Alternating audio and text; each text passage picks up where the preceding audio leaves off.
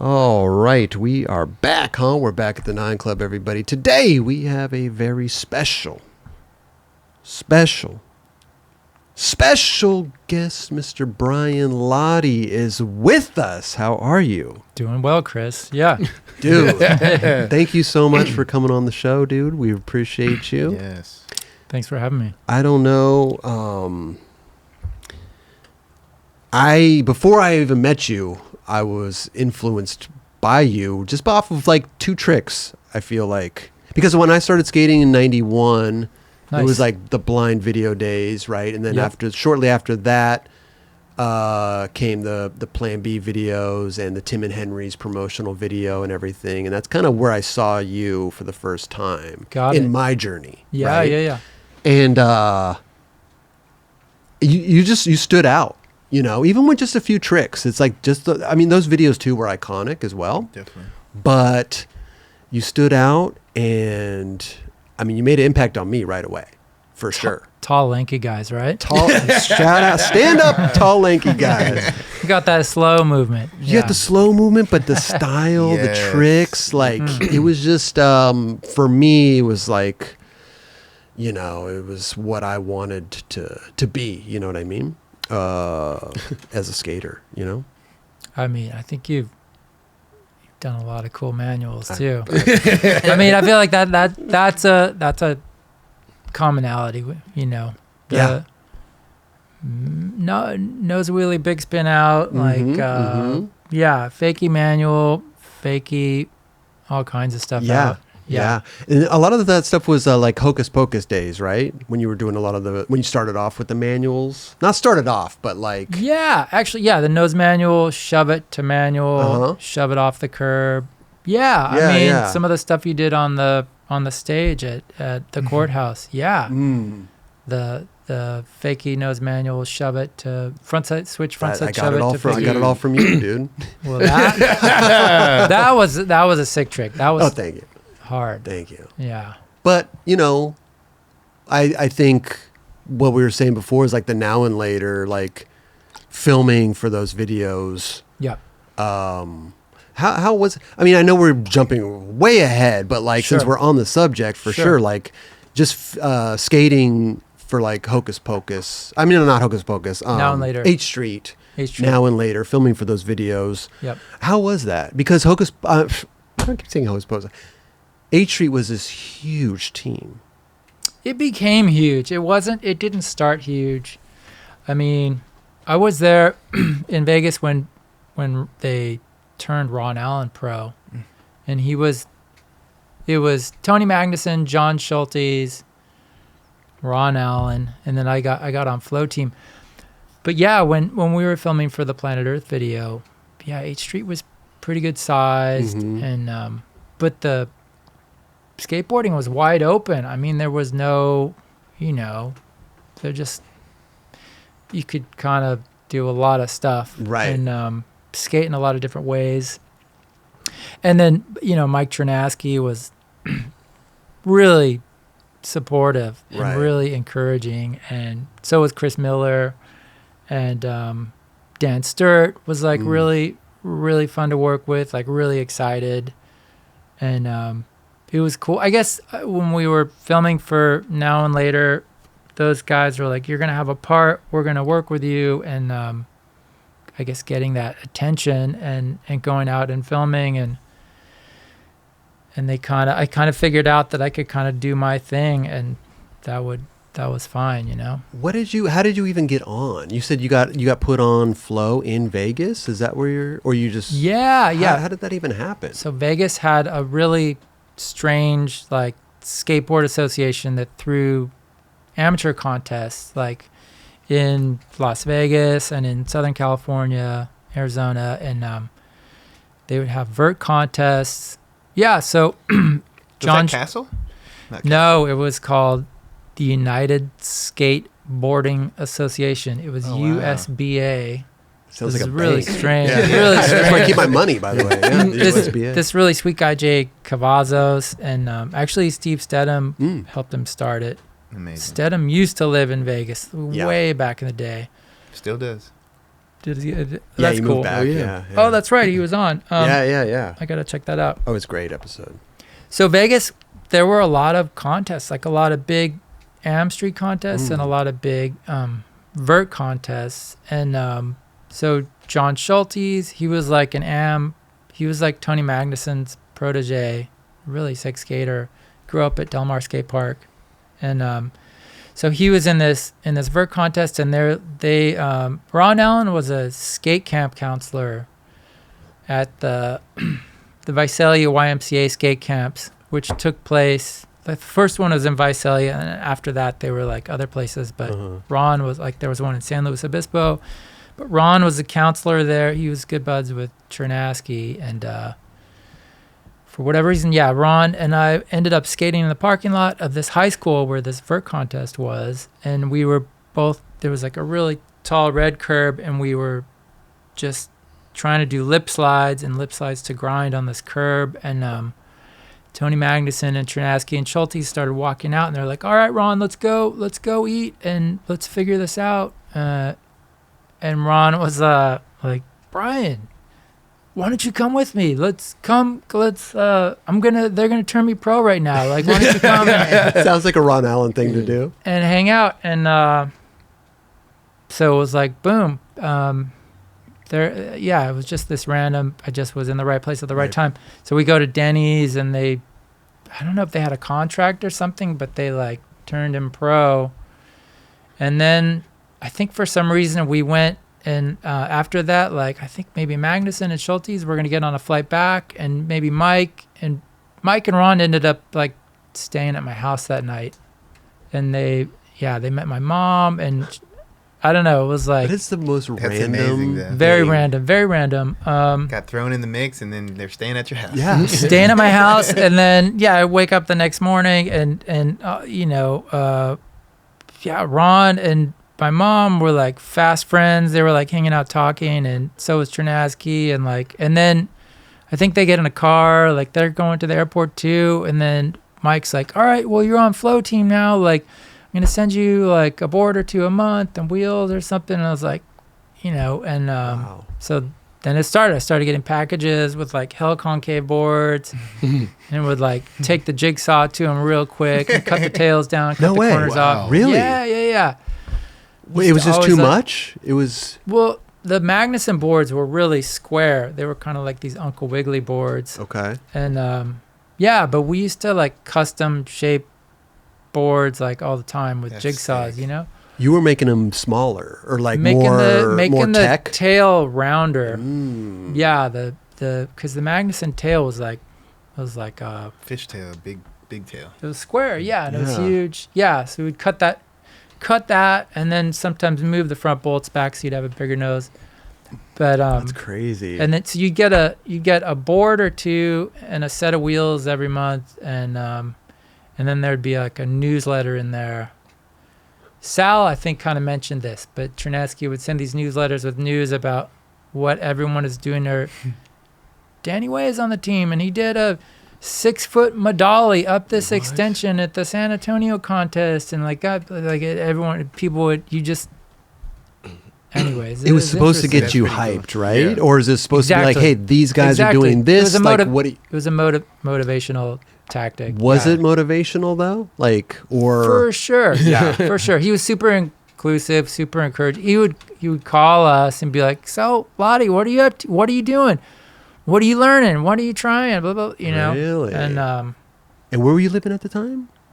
Vegas. This was in Vegas. Okay. Yep. And they were out here in Southern California. Yes. Gotcha. But I saw those guys. I saw Ron Allen and like Tom Knox and Hensley. Those guys would come to Vegas for these AM contests, right? Gotcha. Colby Carter, Randy Colvin. All the names.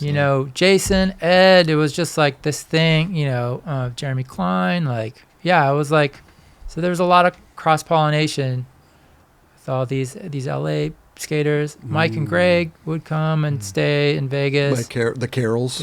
Yeah. I mean, Vegas had a really amazing skate scene unto itself, because there were the ditches there, and it was such a big city And there was like an east side and a west side, and then there was the whole downtown area. But then there were these epic ditches, and like people like Chris Miller, Frank Atwater, this guy that used to do ho-hos. God, what's his name? People would a lot of people would come to Vegas to skate pools and skate the ditches, and so yeah. Was that what was it instead of the Dust Bowl? Was that the Dust Bowl was out there? Was that the Dust Bowl? That was early on. That was early on. That probably was like. Yeah. We used to skate the remnants of. There was a skate park in Vegas. Okay. And like the kiddie pool area was left. There was like basically like this Euro gap that was left. Huh.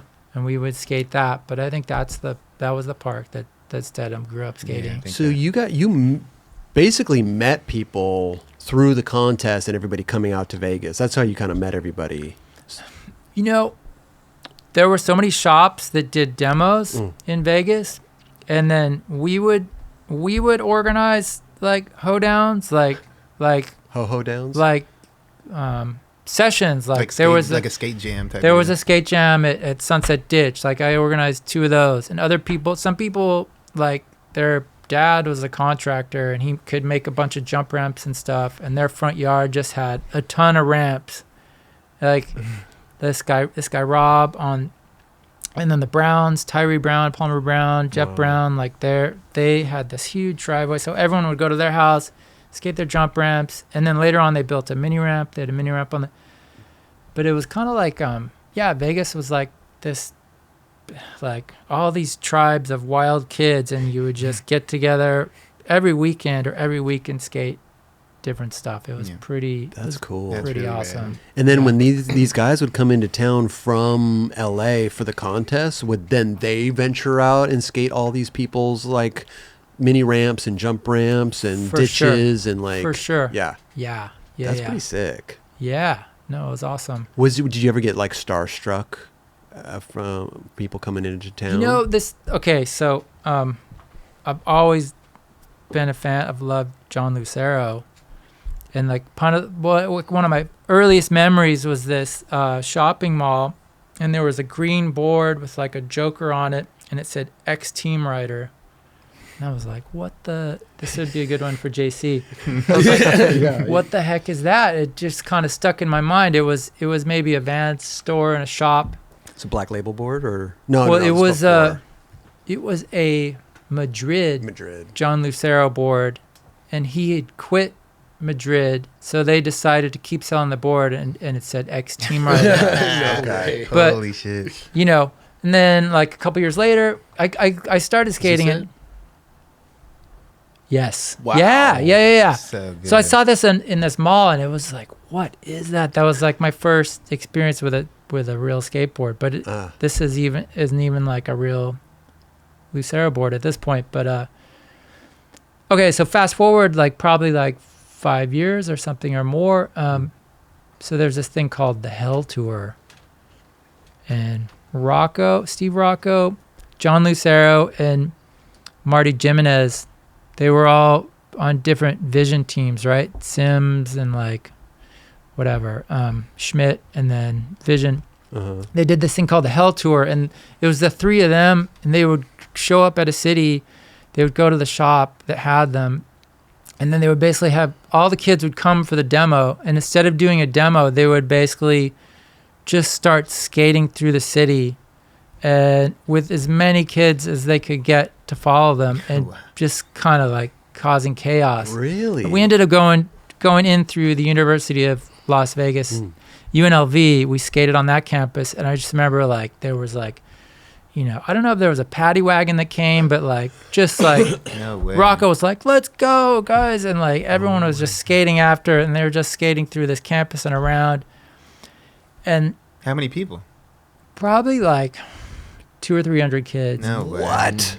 And then at the end of like all these security guards coming and kicking everyone out, we ended up at this cool double-sided red curb with Lucero and Jinx and Rocco, just a couple of us. And Lucero was doing these board slides to hurricane, to board slide, to hurricane, to board slide, and off. And that was like, what the heck is that? I remember, and it was like, wow, this is Lucero, and they were also doing Chinese ollies like off of speed bumps.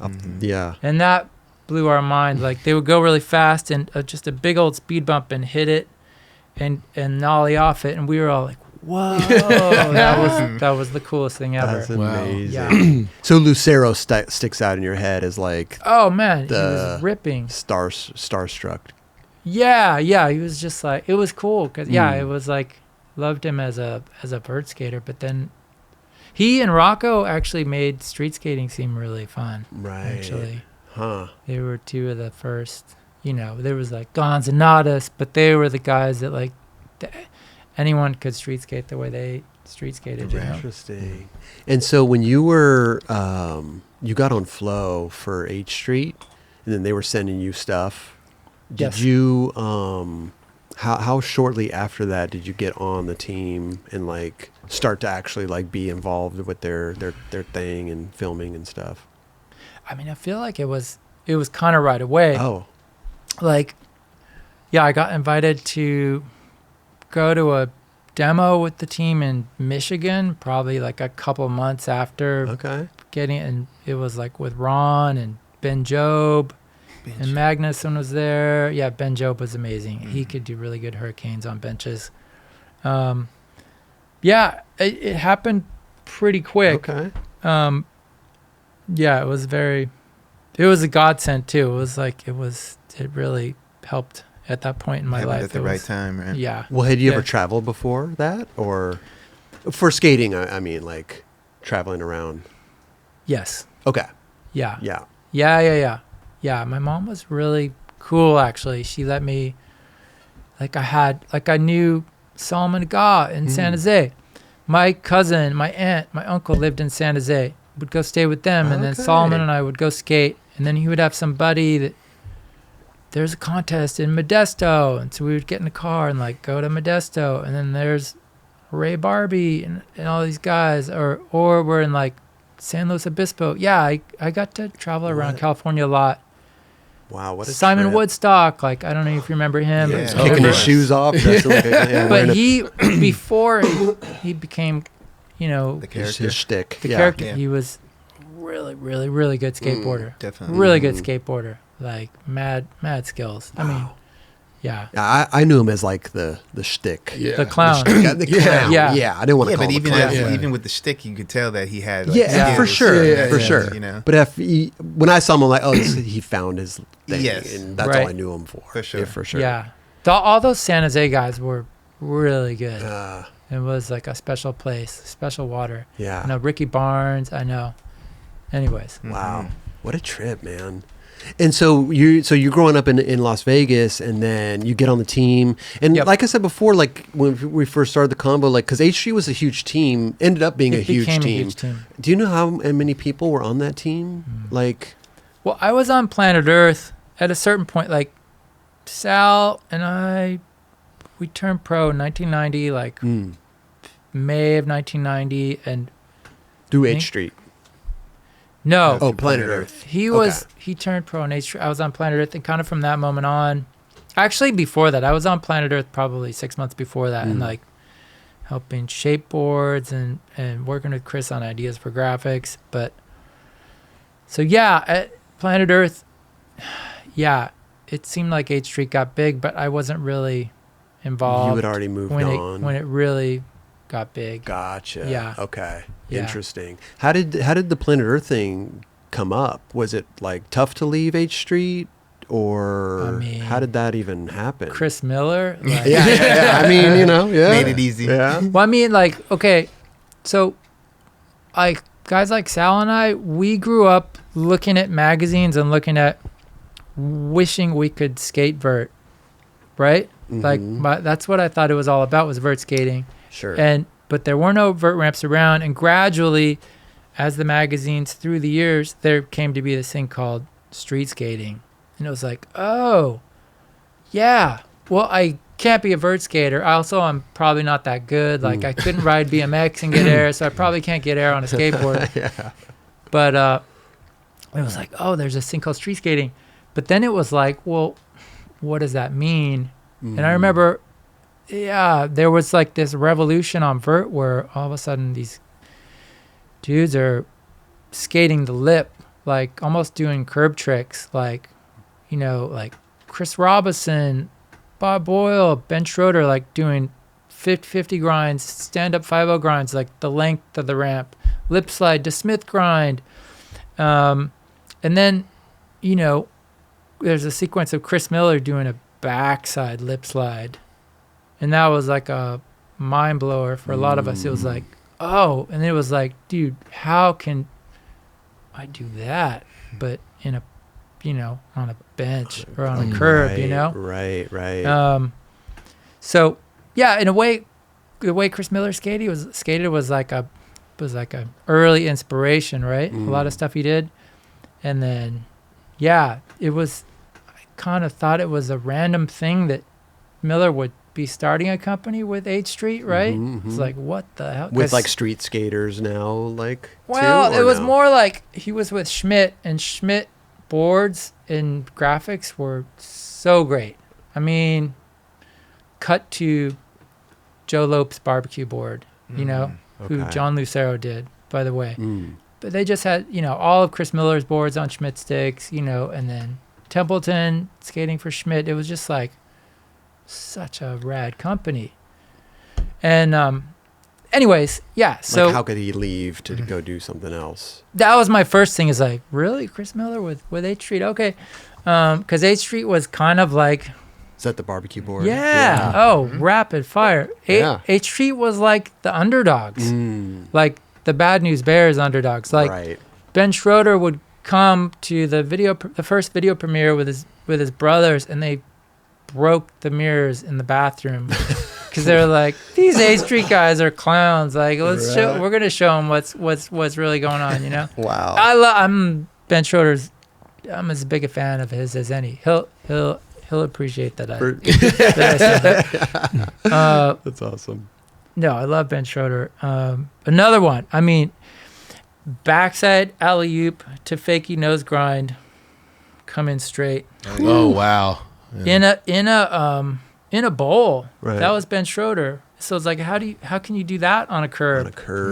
You're looking at all these guys and being these like, guys how am I gonna? Yes, that was adapt? and Sal, guys like Sal too. Everyone, Hensley is like watching guys, but and then there's like Tom Knox, the way he skated curbs. I mean, everyone's kind of like trying to translate, because people are doing hurricanes on vert, So it's like, what if you could do a hurricane on? I remember skating the strip in Vegas with Tom, and he's like, what if you could do? And he was trying hurricanes on this really dry concrete bench, and then he did one. It's like, whoa.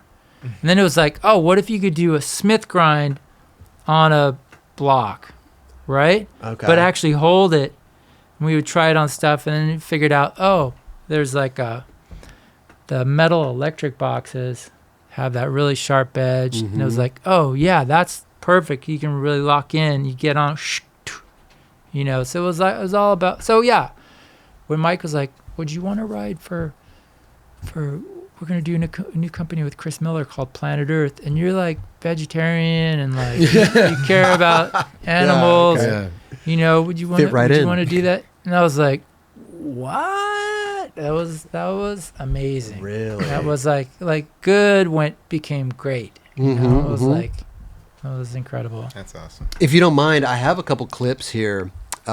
Maybe we'll just watch a few of them, but I want to kind of go into that because this is a little bit later. This is like now and later, or then before. This is like now and later clips, but it kind of goes with what you were talking about, with like the curb skating and trying to figure stuff out. Like I was tripping on this because this is a trick that people do nowadays, like cab front nose. People do it really well nowadays. Yeah, this is true. It's evolved quite a bit. But where in 1991, yeah. I'm looking at this like, wow, like to think of that on the curb, do it. You know what I mean? Like that's definitely also kind of sick. Your wheels are on the ground. It's almost like a power slide. It's like that's right. It looks pretty sick. It's almost a Justin Strubing trick. Yeah. Oh, okay. Shout out to Justin Strubing. Yeah, yeah. But he'd be going like 20 feet. Oh, dude. On Now, slide. are you just sitting in the parking lot and just trying these tricks, or are you going out and deliberately, or are you like learning the tricks first, then filming them, or is it a one and done type trick where you just film it once? That's probably it.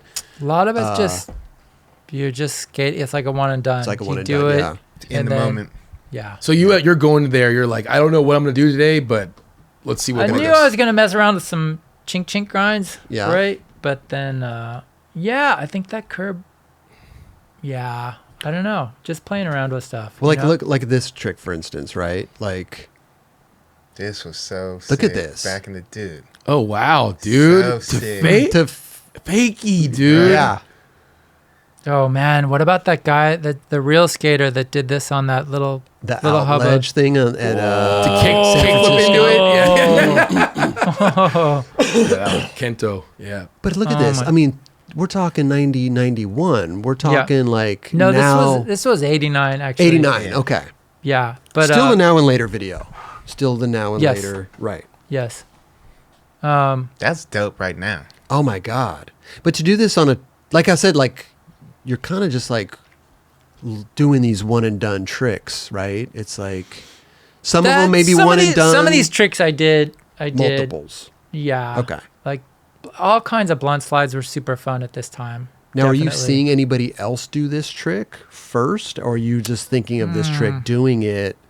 Right. You know what I mean? Like, Did you steal it from somebody? well, not even that though, kidding, because like a lot of people talk about when innovation was going on, like innovation was happening like everywhere. I mean, let's just say there was a context at this time for a lot of us, and it was like the greater context was like trying new things and like what can you do? What did this guy do today? What can you do? Like what could you take that to? It was like it wasn't about mastering things and doing things like just really raw. It was like, you could do this, you could do this, you could do this. It was right.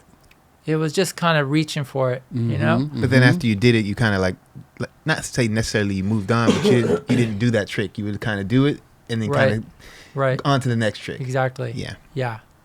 Like a lot of these tricks nowadays, these kids do, and they learn. It's like they add it to their bag, right? Yeah. And like they can go do it in a contest. Fantastic and they can do it. how consistent people are, how much power people have. Yeah, it's really cool. And then this one is so good too, man. This is hitting that what is this? Seventh? Not Yeah, Seventh Street. Yeah, That's 7th right. Street. The 7th Street hip. Yeah. Had anybody? I mean, I'm sure people had hit this before, but like, who had hit? That was the smoothest bonk I've ever just seen. So far ahead in that sense. Yeah.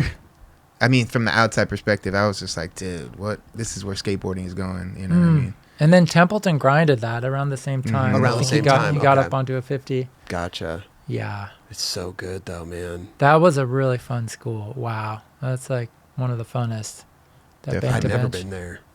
Wait, what? You never went? Never went to No? 7th You're Street. kidding no. me. Never I been. cannot Never believe been. that. I know. That I doesn't- know. Is it still What? there? Is this gone, right? I'm sure the school's there, but Yeah. maybe They had not. the bank Yeah, thing the to bank bench thing and probably stuff. took it Yeah. out. Oh my gosh. I don't Kenny know. used to skate there like every other I Sunday. know. That was the spot. That was a Those good spot. banks were a lot steeper than they looked on videos. Yeah. Like when you went there, you're like, oh, these are actually way steeper. Yeah. They have a Yeah. little kick to them. Yeah. Yeah. Yeah. But great trick. Yeah, guys tail slide on that too. Yeah. Like, Yeah, dude. But late, much Right. later, Much later. Right. much later. Yeah. And then I just want to go into a little bit further down the road. No, not too much further, but this is where I started to Yeah, discover dude. Brian Lotti, Oh, and yeah. this was like the Tim and Henry's Right. promotional video or Pack of Lies. I've heard different names. But this, man, was like when I Yeah. saw this in 91-ish. 91 or 92? I was tripping on this section. When did this come out? Do we know? 92. 92-ish? Yeah. I think summer 92. This was like Summer 92. who- Exactly. Yeah. Because exactly. here's the thing, Brian, you have to realize, and I say this every time, listeners and viewers out there, I apologize, I'm a broken record, but like, I had just watched Blind Video Days in 91. Yeah. Nose blunt slides. So, but on a Good stuff. bigger boards, Right. Guy Mariano, Jason Lee, Right. and then all of a sudden, I got Plan B videos coming out and this coming out the next year, or like shortly. Hyper technical. So the speed that I'm seeing skateboarding is like, it's a big jump. Huge jump. Yeah. So when I'm seeing a, blunt flip out, I'm like, what? Oh, what? Like, this is insane, So this is the first time I'm being introduced to you, and I'm like, dude, this Brian Lotti dude. Mm-hmm. And then the 5-0 to switch crook. That had been the first time I'd seen that, and I was in awe. For sure. We're just gassing you up a little bit, Brian, but bit. it's all good though, because this is the line from Plan B Virtual Reality, right? The Friends section, which Duran had the opening. Yeah. But this is I love this. The great from Pop, but this this trick right here, Brian. Oh, so good. Thanks, Chris. That's kind. Look at those wheels, man. I know what. Yeah, they're barely they're bearings. You're right, covers. Might have been the Henry Terminators. I think you might be right, bro. That was the time right there. Henry Terminators slid down to day 139s. Kind of sped through this, but going back, really, is there any stories regarding these kind of tricks and like what you were thinking back then, and trying to because the innovation was going so fast. What you're seeing as a fan is just like we said, hyper speed, but like being in the mix, and you guys are pushing each other probably, and like yeah. Interesting note: Chris Miller filmed this. Wow. I felt terrible because I somehow got the footage from him and then used it for blind. Oh. I don't think he liked that. No. He was a sweetie though. But that was fun just because I had this hunch. It was like, what if, what if you could flip out of a blunt slide, but you got to really push it and push it hard.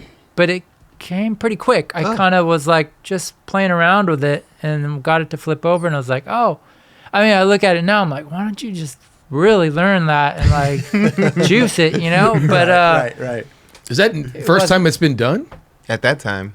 Well, and at all then. So like you were the first person to do that? You know how things for me, this is I'm answering for him. But it seems like there were so many things that were going on at this time that, yes, it probably could have happened somewhere else, but this got documented here, and this is where you saw it. And that's always the argument, is like it maybe have gone over, somebody may have done it over here, East Coast, West Coast, like wherever in the world or blah, blah, blah, but like the documentation of it, and put out in video. Right. Like day one's hard flip, right? First hard flip ever documented, but maybe not the first one. A lot of people were playing around with hard Yeah. flips at the same time. Right. Mm-hmm. Absolutely. Yeah. But the documentation of it. So this is just you in a parking lot, spur of the moment, or had already been thinking about spur of the moment. Oh wow. Yeah, That's that was a fun one. It just kind of came. Others you kind of got to craft it out. Like I think the grind, I was playing around with that for a while before Tim and Henry's figured it out. We didn't pull that clip. Who's that in the background? Got a cramp. Yeah, let's this guy let him get his cramp back, because I could totally understand. Maybe I should get up for a sec. You got a cramp? Okay. I played tennis earlier. Oh, maybe yeah, I didn't you're drink good. enough water. Dude, So give us that's the worst feeling, bro. I'm just like, oh no. Kelly, rub it out. Rub his cramp out real quick. Kelly, help him out. Oh shit. JC, maybe this is a good time to pull up Tim and Henry's real quick, if you don't mind. That'd be great. Oh yeah, take your time. Walk that thing out, dude. Yeah, dude. We should. That's happened to me not that long ago. I was like, dude, no. Oh, we're good. Okay. Yep. Okay. This is the line we're talking about, the Tim and Henry's Pack of Lies. Oh, there he is, Mr. Brian Lotti. Boom. That's the one. Yes. First section too. Two clips, but monumental. Mm. You know what I mean? No, for real though. Like definitely. And this is the one Dubs was referring to, the 5-0 Swiss Crooks. God damn it! Sorry, I'm on the wrong buttons here. My bad. The reason I refer to it also because like I did that trick and I was like, whoa, he did it too. That's why I was kind of mind blown. That's why I was talking about like people doing tricks without it being you even knowing that someone did it. Truth be told, thank you, Shiloh Greathouse. I saw Shiloh do a fakey. Can we even say chink chink anymore? I mean, it's not. He did a fakey. It's what it was called. That's what it was I think called. He that's did at the a he time. did a fakey chink chink grind turned to a crook grind. Yep. Wow. I saw a clip of that and I was like, I want to try that going straight. Yep. Okay. So yeah, you were probably doing it too, and then people started doing it backside, which was the real Yeah, the real Goocher. I left that one alone. And we got the sound with it too here. That's one thing I liked about this section too. Just the raw skating, Raw footage. Yeah. Now, before we Ooh. watch guys' stuff and everybody else's, because I think it's a good thing. Did you know what everybody else was doing? Did you see any footage before, or were you just kind of on your own trip? Would you go on sessions with these guys? Or were you just seeing this for the first time like everybody else? We were all skating together a lot Yeah. at this time, but weren't really filming too much together. Okay. I mean, Sock would cruise along, but yeah, no, I don't think I was there when Guy did this. Okay. Did you hear about this stuff going on? Yeah, I knew he did I knew he no-slid that. Is that the World Wilshire Savings. rail? Yeah, Yeah. World Savings Rail, Yeah. That was just gnarly for Yeah. the time. Was that Yeah. Jed Walters right there? Yeah, it was And then Jed. this was the switch tray, Yeah. Dude. which was like, what? Yeah. Right. Yeah, everyone was trying to master switch trays on flat ground at this point. Yeah. You knew this video was coming out, or did they? Oh yeah. Okay, so like Yeah. they were like, "Hey, we're gonna do a promotional video with this Tim and Henry, and put little clips of you guys." Yeah. Tim had been working on his part for like a year. Henry was sitting on footage, and for a couple years, and maybe it was also working for a year, and then I think everyone was like, Brian should be on the team probably like a month before this video came out. So it's like, Brian, what clips do you have? It's like, Chris Miller, let Chris me get Miller. these. That's how it works, right? Yeah. And then I think Sock filmed the grind. Okay. Yeah. At the ponds. Yeah, man. By the way, this video is so like Tim Gavin's part in this video is Henry's also. Yeah. Two Yep. different types of parts also. Like Right. Tim's Gavin's was like style with tech, but also with some hip hop, Yeah. you know, and then Henry's was like style tech with some like hardcore. Right. So like complete opposites. Right. But Which worked was so rad. well. Oh my god. Yeah. Yeah, it's a nice little vid. So it's like one of the first kind of like short vids. Right. Mhm. Yeah. But did you skate with Tim a lot back then when you'd come out here? You'd come out every weekend, right? From AZ? I mean, I think at this, yeah. Well, no, I was living in Carlsbad, Oh, okay. but at this point, I think this summer, I was up in LA like full time. Oh, you were. Okay. Yeah, no, we all basically skated together every weekend for like 2 years, basically. Yeah. And then the World Park popped up kind of shortly after that, right? Yeah. I think it was in the up mix, kind of like in the middle of this or towards the end of this. towards the end of it. Probably. Yeah. That's right. So I know we were watching the footage, so we jumped ahead. Excuse me, but I guess my question is like, you were skating for Planet Earth. You went over to Blind. Yeah. Then that video, Blind, Tim and Henry's Pack of Lies came out. How did that transition happen? Because you were skating for Chris Miller, like you just said, like Chris Miller, and then all of a Right. sudden now you're on Blind. I mean, with I these think it guys. was like I skated with those guys. We just hung out all the time. I think Okay. after a certain point, it was just like, dude, you should be on Blind. You know, it was like, Jed, Guy, Rudy, Tim, and I, Matt Schnur. It was like that was the crew, and then Rick Howard was around. So Rick, every once in a while, Mike would be down, and then Henry would come down. Okay. A bunch. Henry was around. Yeah, and we just, for me, it was like San Diego wasn't as interesting anymore. All the stuff I wanted to skate, the people I wanted to skate with, the stuff that was interesting was in LA. And so it just made sense to, kind of be in the mix up here. Be in the mix, yeah. I liked Planet Earth. It just didn't seem like there was as much happening. It was so much fun to go to like the World Office and then like getting to meet like Tremaine and like, they're like Rocco's a madman. No, it was a whole different world.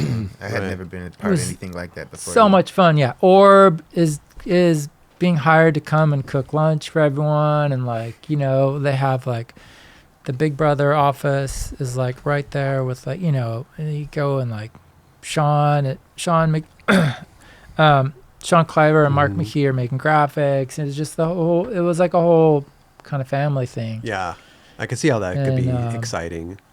And then I became friends with like Earl Parker, Tom Schmitt, and it was kind of like, of course, It's crazy how many talented people were under that roof, like at that time. You know what I'm saying? Like, it was kind of everybody's really early out of coming into themselves. You know what I mean? Who they were going to be, because there was, again, those artists that you just named were just like amazing.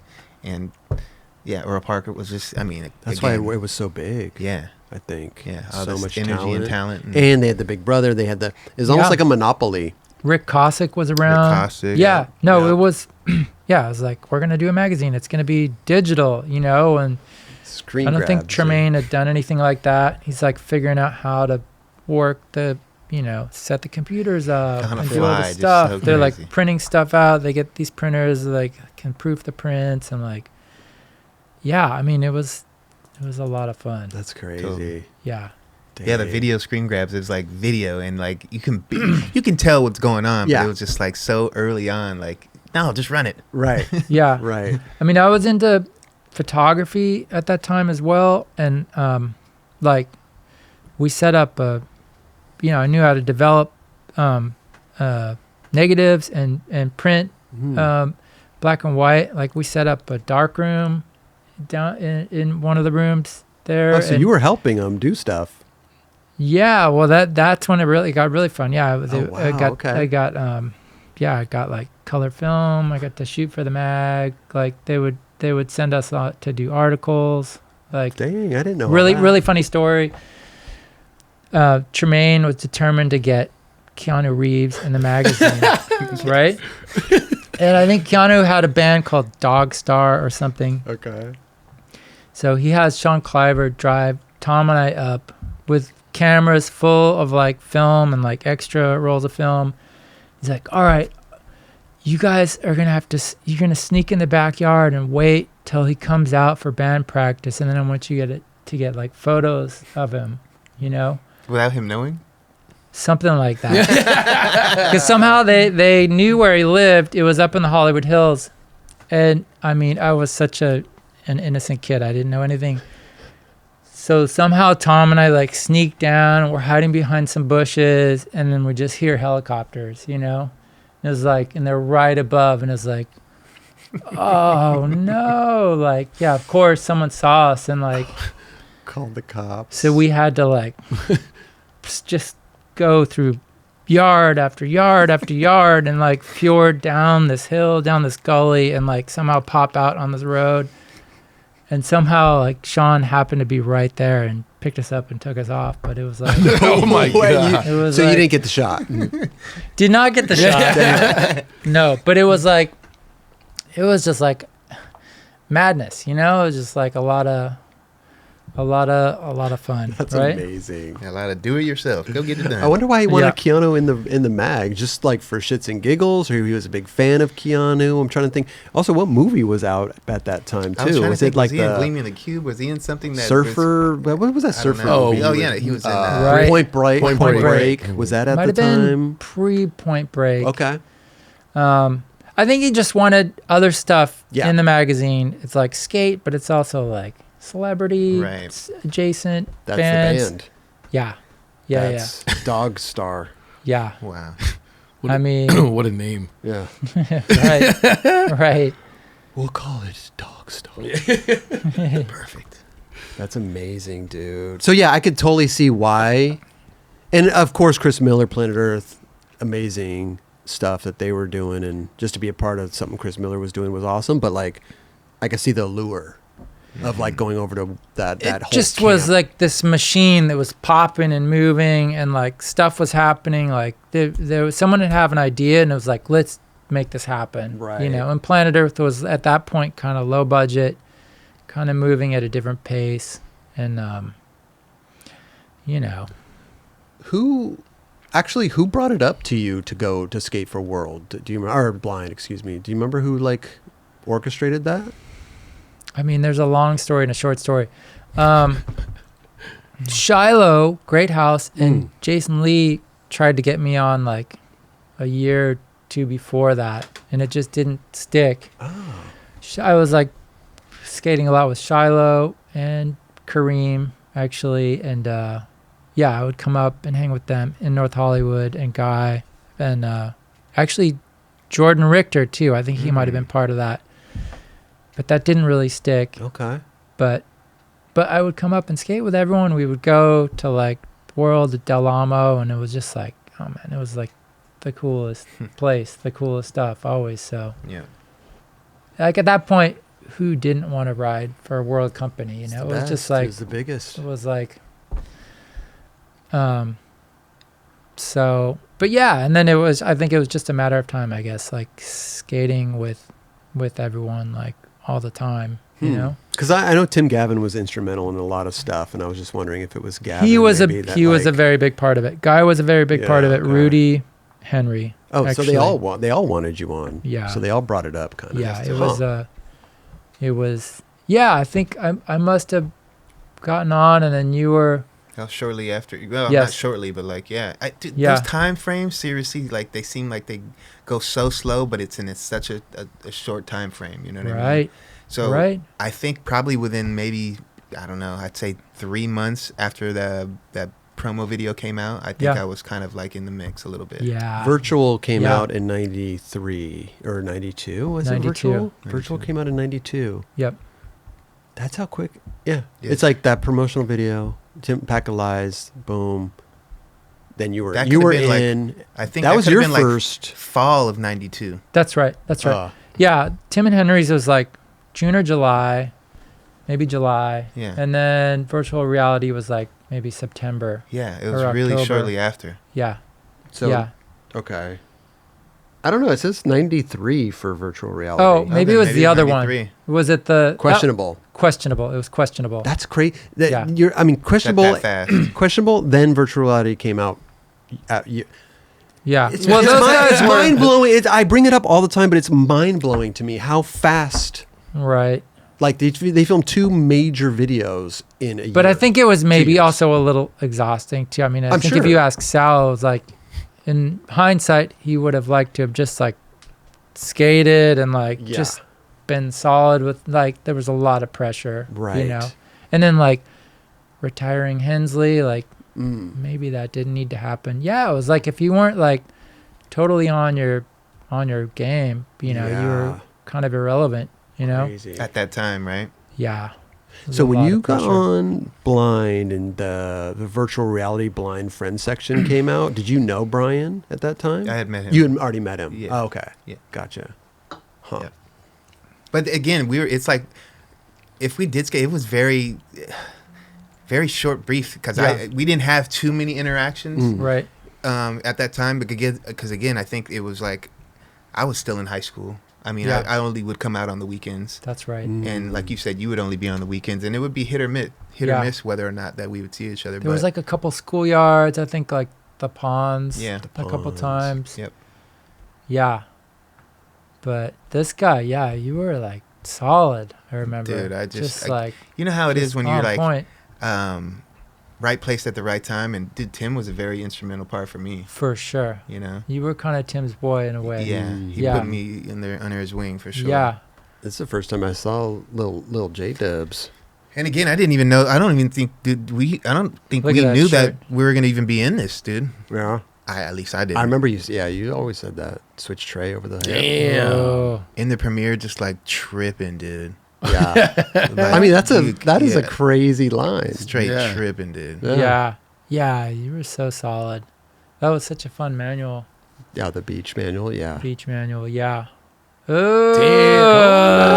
Damn. Was that one and done? That was a one and done. Yeah. They didn't move on with the white shoes. Look at Kelly. those shoes, White dude. shoes. Yeah. Solid. Switch 5-0 shove. But dude, Ronnie Bertino, dude. Yeah, man.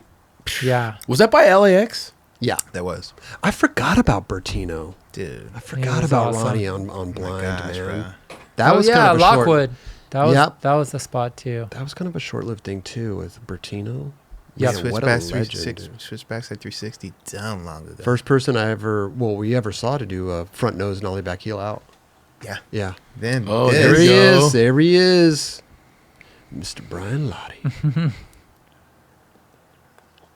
Such a fantastic time back then. I think I remember that board too. It had a rabbit on it. Where is the spot, by the way? It's this car dealership in San Diego. Was there a little bank on the other side of that, or was it just I always like- wondered if there was a little. It looked like you rode down a little bank. No, that would be Is it flat? sweet. No, it was just like a double high curve. Yeah, it's a little higher on the other side. Yeah. Yeah, a little more time. Gotcha. Then Gavin, that was over by World. Yeah. Oh, This right. spot looked incredible. Yeah. dude. Yeah. It was so sick, dude. But it was like a hit or miss. Yeah. Yeah. Northrop Grumman Plaza or Yeah, something. yeah. Some kind of. It's close. It was close to the warehouse. That's right. Yeah. That's right. Yeah. Totally. It's probably still there. Dude, that would be so sick if it was. It's such a shame that oh wait, I got to go watch this line too. Gavin was such a beast back then, man. Such good style. No, it's funny to think about how good he was back then. Yeah. Just how he is now. Oh, yeah. You know what I mean? Like, I wish I could have seen him skate back then. Dude, even that. Look at that. Yeah, he was always working on something. Yeah. It was cool. And then Rudy Johnson, just Burl this is a Banks. team right here. That was so hard to skate that. I So don't know how hard. it was for you if you ever did skate it, but did. Didn't get away with much. Yeah. I mean, look at this team. Huh. It's crazy. I was honored to be a part of it, man.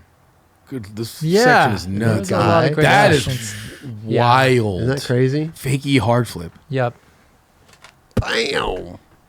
Oh yeah. He Switch did. tray over that. That thing was gnarly. Yeah. That's what I loved about Guy. Dude. Obviously his trick selection, but like you never really knew what he was gonna do. Yeah. Totally. It wasn't just Unpredictable. like some people you get like, he's gonna do this or this type of trick, No. but you could never guess. Dude, with look Guy. at this switch pop. Switch Yep. nose grind fakie flip. Yeah. Did you skate there a bunch? The warehouse For The sure. park. For sure. Yeah, that was a big meetup spot. Meetup or just get stuck at spot. Exactly. I was just about to say that. Once they made that, we get stuck there all the time. Yeah. Dude. Right. It's almost hindering. I mean, that's look at that. Was there any I never really asked this. Was there any people be like, oh, why are you guys skating the skate park in the video? There was none of that. I know, not really back then because there weren't really. There wasn't really many skate parks. No. Yeah. But also, it was a vibe. It was one of those things where, excuse me, if you were on the outside looking in, you wanted to go there.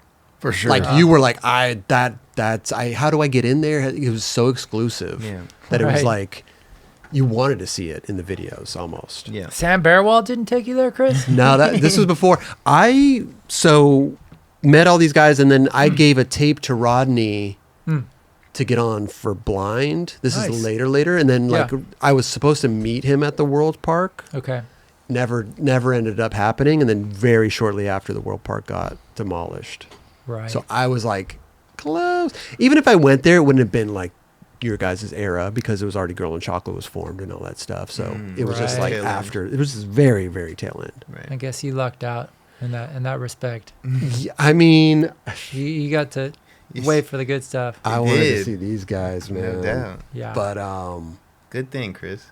end up having right.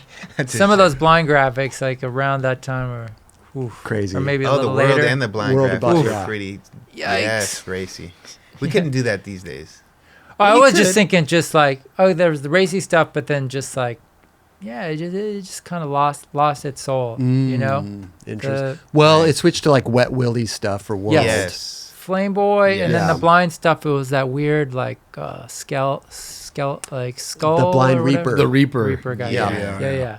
Just Right. like Which, no shade to, Mark McKee and those guys too. Love like, they Mark were McKee. still but doing rad if you stuff. grow up with like, Right. Oh, but let's not knock it, bro, because that shit was successful for them. Yeah. Like, it wa- Right. Obviously, a whole different direction, Right. and obviously nothing that we were liked in that way. But dude, But that's one thing that you no have to Claudia Schiffer board. Though. dude, No. the guy Marano. But that was one of the things with rock. Like you had to give it to them. Like they would pivot and they would make it successful. Totally. Right. Like who would have thought World Industries or Blind would turn into that?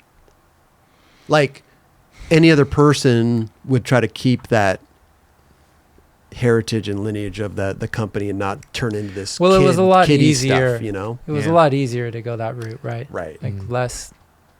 It seemed like it was there was less innovation, kind of maybe more hitting like a target market. That's and the thing. But that's why you got to give them respect, because I feel like nowadays if Girl in Chocolate went that direction, you'd be like, what the fuck? But it Well, I worked feel like so well for them. Girl and at Chocolate had the mantle at that point. At that point, At yeah. that point, Yeah. they were doing the interesting boards and stuff. Right. They picked up that torch and kind of ran with it. Mhm. Yeah, and then with Evan Hecox too, and then the Girl was just like a nice Yeah. spread of possibilities. You For know, sure. yeah. Did you? Girl started in '93.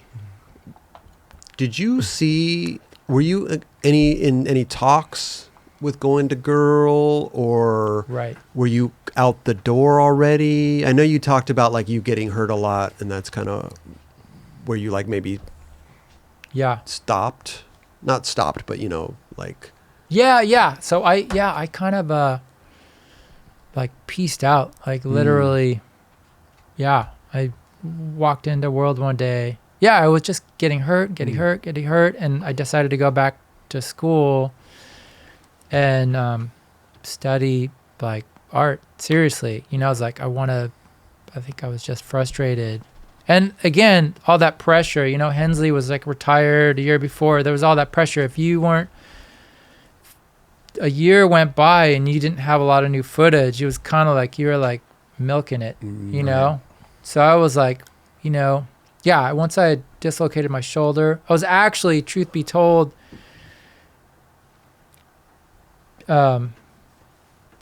Dave Sloshbach, Gino, Jason Dill, Chris Markovich, Jeremy Ray, and I were like a couple days away from launching a new company with Rocco. It was like a funny, yeah, and then it just had this funny thing, another funny like Big Brother story, right? So Chris Markovich was talking with the guy from Hawaii, Mark. He worked with like Dylan Reeder. Oblo? Mark Oblo was trying to start another company, maybe with like something in Orange County. So Rocco was like, Brian, you gotta get Markovich. You don't get Markovich, like no company. Like you gotta get Markovich. And like, but Ultimatum. just check it out. Go ahead. Check it out. Keep going. The world back then, everything was small, right? It was like Rocco's office is up there, Big Brother's down here. So Rick Cossack, Tremaine, Sean Cliver, they all know. Okay, they've seen like I've been bringing them photos of like Jeremy Ray and Jason Dill and Gino, because I was shooting color and giving them photos for the mag. They knew we were trying to start this new company, and they're like, "Oh my God, you've got to get Markovich."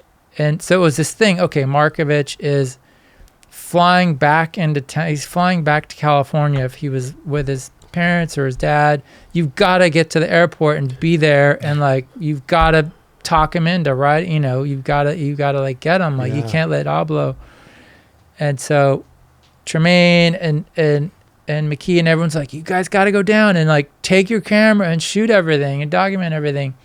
So it was this funny thing where like we go to this airport, we know when Chris is arriving, and we decided to dress up in disguise, right? Okay. And we were just going to be there when he's coming off the plane and make a funny thing. Only we're in disguise, and then there's Mark Oblo, right? Oh. He's there at the same time. And I have my camera, and I'm like, well, fuck it. At least I'm going to get some good photos out of this. Okay. So we try it. We're like, Chris, you know, like, I think maybe we had made signs or something like, come with us, come with us. No way.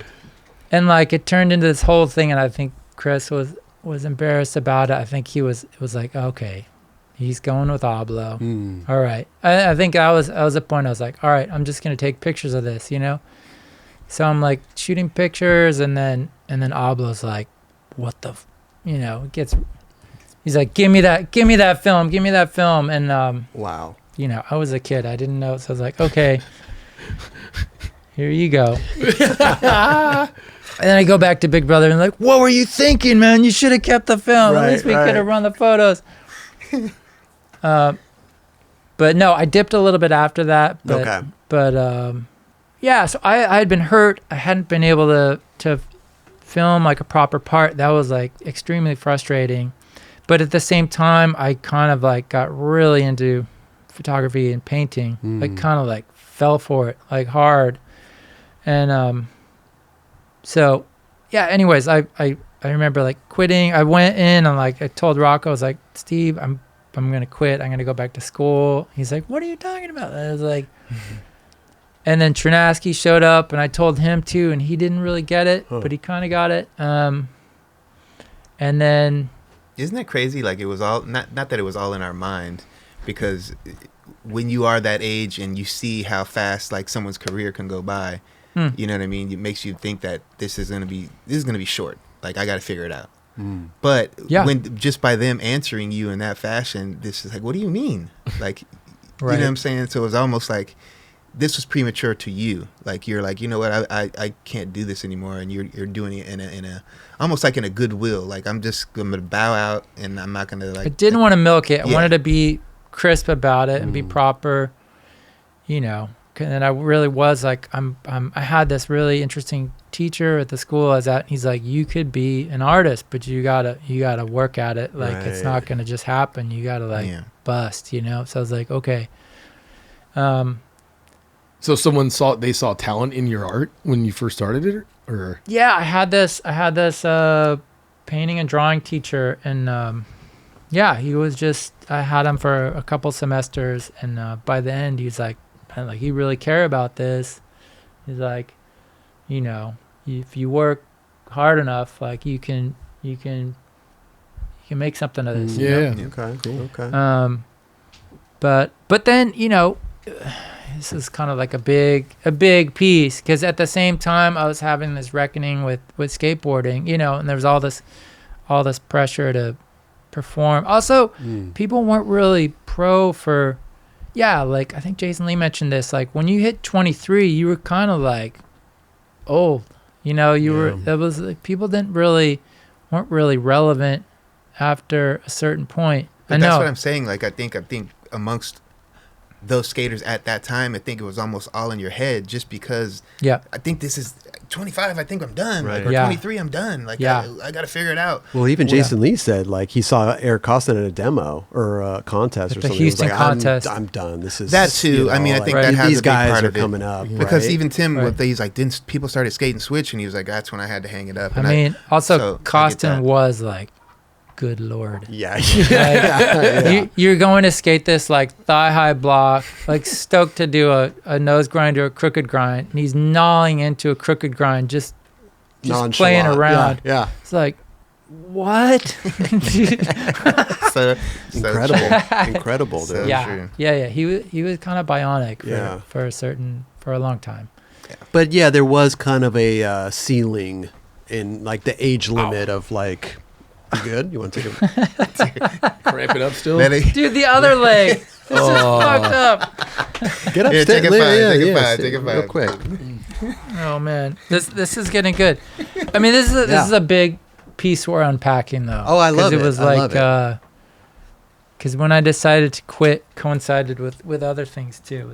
So what were we talking about? We were talking about like it was like this is like where the story opens up. What were we just talking about? Well, so I had this string of injuries. Oh yeah. For like a year, and then I ended up getting to work and do stuff with like Big Brother, and got to do some other stuff like design stuff, which was like a fun thing to do because I couldn't really skate at that moment. And then this opportunity came up to start a company, right? And that was the company that kind of I was doing with Dave Sloshbach, and it kind of we didn't quite get there. We didn't jump the hurdle that was gonna make it legit. And I think that was like kind of, I was like, all right. Are you talking about Telegraph? What was it? Telephone? What was it? No, it was we were gonna call it the Program. Oh, that was the program. Okay. Yeah. Telegraph was later. Telegraph was much later. Okay. Okay. I didn't know this was like we poached Gino and Jason Dill from Black Label, which was like, terrible. But soon they would go on to 101 though. Yes. Yeah. Yeah. Right. All that footage was not for naught. Yeah. So the company didn't work out, whatever. I just decided, you know what? Clean break, I want to go back to school. I want to be an artist. And I told everyone I'm dipping, and I think at the same time I was kind of hit by all this like unresolved emotional stuff. Like my dad had passed when I was like 15. I never really dealt with that.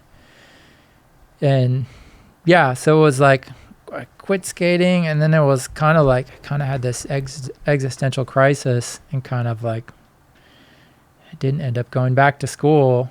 I tried to, but then I kind of ended up kind of going and living in the woods for like 6 months, and I was reading a lot and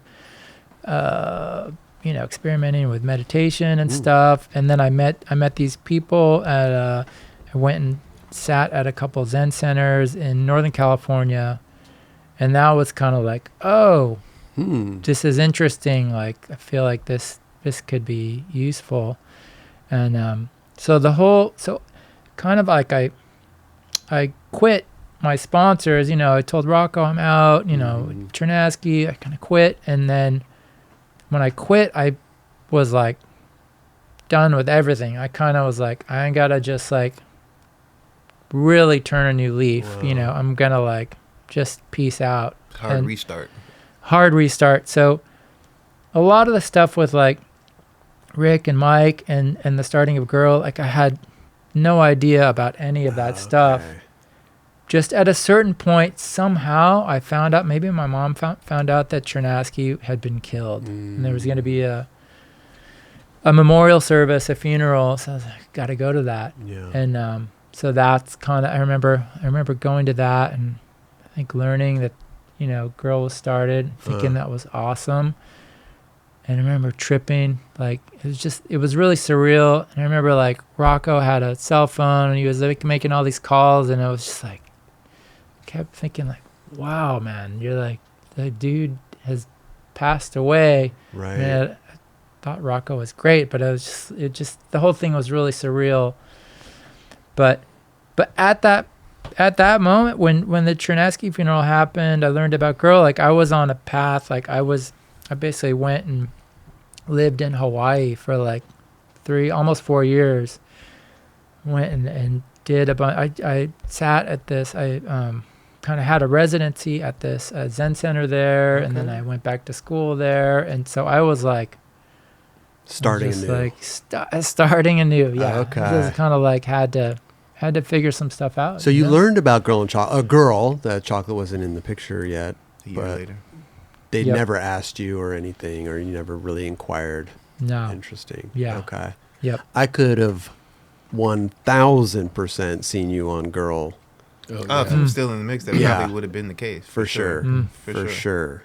Yeah. Yeah. That's so crazy, man. Because Blind, Blind was only a couple years or however. What do we? I mean, the heyday of Blind, like you guys. No, it was very short lived. It was like 92, 1000%. 93. Then they started. Yeah. So like everything really was like 2 years. so quick. Crazy how time flies like that, but it seemed like it was longer than it was. And stuff was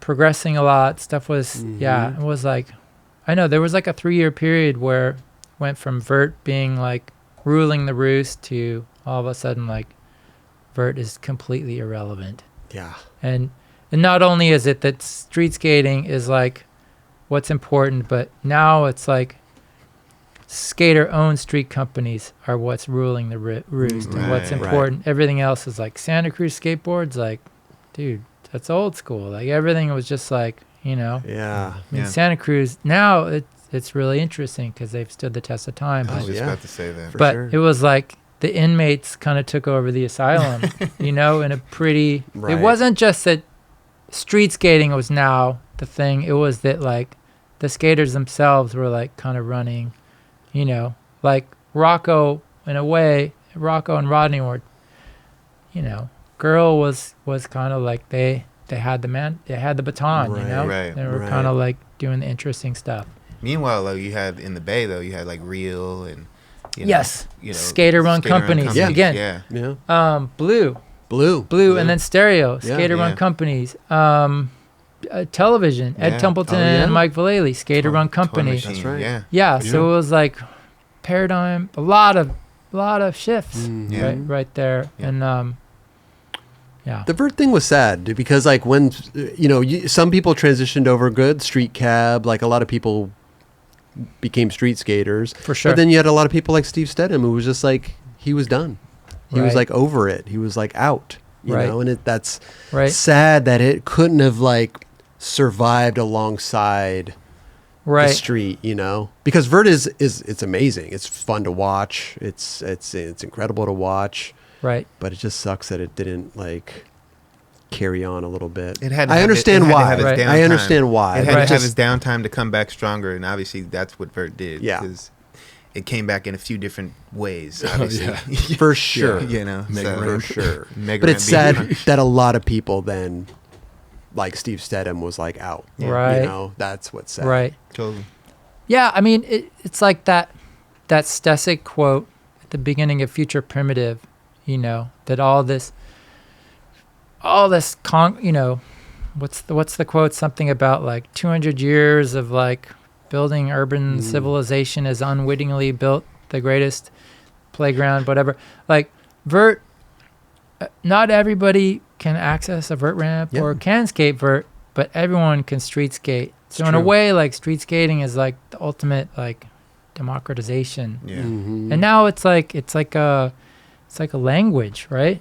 Street skating is a language, and people can do it. They don't have to necessarily talk about it, but you can both do a backside tailside on a ledge, and you know what you're doing. Yeah. Speaking of backside tail slides, I just want to rewind a second because you guys were innovating a lot of tricks back then, and I want to really quick talk about like the back big spin because you did a lot of back big spins. You were kind of like, I don't know, the pioneer, if you want to say that. But you and Alfonso Rawls, like, didn't Alfonso Rawls coin the term back big spin? Yeah, there was a day. Dan Sturt was trying to shoot sequences of it, and cool story. There was a thing at the time in California Lottery. Every week there was a night, and the qualifying contestants were there for the big spin. The big spin. And Alfonso was like, Lotti, lottery. The big spin. Oh. That's the big spin. Yeah. The big spin. Lotti's doing the big spin. Right. And so it was like there was like an NSA AM contest. I think it was like somewhere in San Diego. And then after the contest, Sturt was like, let me get a sequence of that. And Sal and Alf were there, and that's when Alf was like, "It's the big spin, it's the big spin." So crazy because it goes so perfect. You know what I mean? And here it we are today. It kind of describes it's apropos for the way the trick works. Yeah, that's Definitely. cool. Never thought of that, or you know what I mean? Like it's amazing. Right. But did they also when it came out in the mag, they printed it big spin, right? Because that's kind of the solidifying. Oh, the stamp is for Kinda, sure. yeah, I think so. yeah. Yeah. They had to. What did you probably. What did you call it before that? I don't think we called it anything. Like you were working, you were trying it, but like you didn't have a name for it. You didn't say like what it was. Something I did, but no. It didn't stick. Well, just like a technical like back Like pop shove it. 360. Yeah. Shove it. 180. Yeah, I don't know if it was. That's a good question. Yeah. Huh. Yeah, I don't know. They were probably just calling it technical, like 360 shove it Back 180. back 180 or Yeah. something. Yeah. I just don't remember people talking about tricks like that. Yeah, I don't know. It Let's was, do them. Just name them right there. there are a Yeah. lot more. Everything's a lot more codified, and there's a history and a. But I think, yeah, people just kind of had their thing. Like I don't know, maybe Ray Barbie had names for. He had a lot of moves and did a lot of things. He might have had names for that, but I don't know. People just kind of did stuff. It was Yeah. yeah. But it's crazy how like those names just like start spreading and sticking, and then Right. now everybody's using those words synonymously within that industry. You know what I mean? Like how the word Yeah. spreads fast on Right. how that trick or what that trick is named is. It's amazing. in It's that like sense. it makes Right. sense. It sticks, and it's forever called. Yeah. It's like the salad grind. Yeah, Yeah. Yeah. we have Eric so many of them. Eric Smith, dressing. Eric dressing. Salad Eric dressing. Yeah. Yeah. Salad Eric dressing. Oh, that Salad one's dressing. yeah. It's just, It always it's yeah. so crazy, dude. It's crazy how that ties in. Yeah. Yeah. I mean, we were tripping on the Hubba like Oh, yeah. Oh, not yeah. that long ago, you know, and Hubba's like from San Francisco. That was Right. like a little area where they used to smoke crack. Now it's synonymous with Right. every Hubba around the world. Like that's a Hubba. Right. They called it crack. Right. They called hubba crack. Yeah, crack. They called crack hubba. Oh, okay. Got it. But see how these. But things now it's like seem to every- Yeah, yeah, yeah. You got the Olympics, like, hey, down the hubba. You know, you're like, Oh, damn, okay. interesting. Like, Right. still holds weight. Yeah. Right. Yeah, it's Right. pretty interesting. Surprised that word hasn't gotten canceled yet. Don't say that. Jesus Right. Christ. Well, a lot Past of that phase. Yeah, it ain't going nowhere. Yeah. Yeah, it's funny, dude, to like think about, because we're just talking about like the early 90s, like late 80s, early 90s.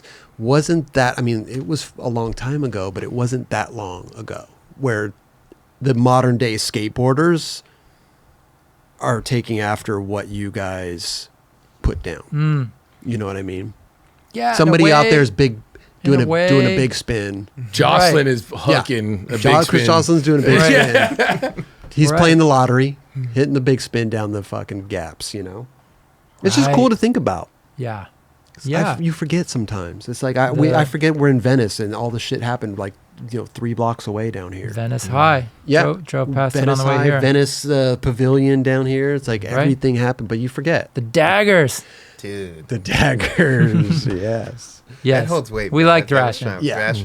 Thrashing was a great movie Yes. Yeah. for the time. Totally. It still kind of holds up. It's Yeah, we- I wouldn't mind if that's on. I'd probably leave it on just to kind of catch a vibe. For sure. I was gonna ask, do you remember when someone did the front side big spin? That came probably after. It I'm was assuming. Templeton. He did it at first. Yeah. What? Yeah. People tried it a bunch.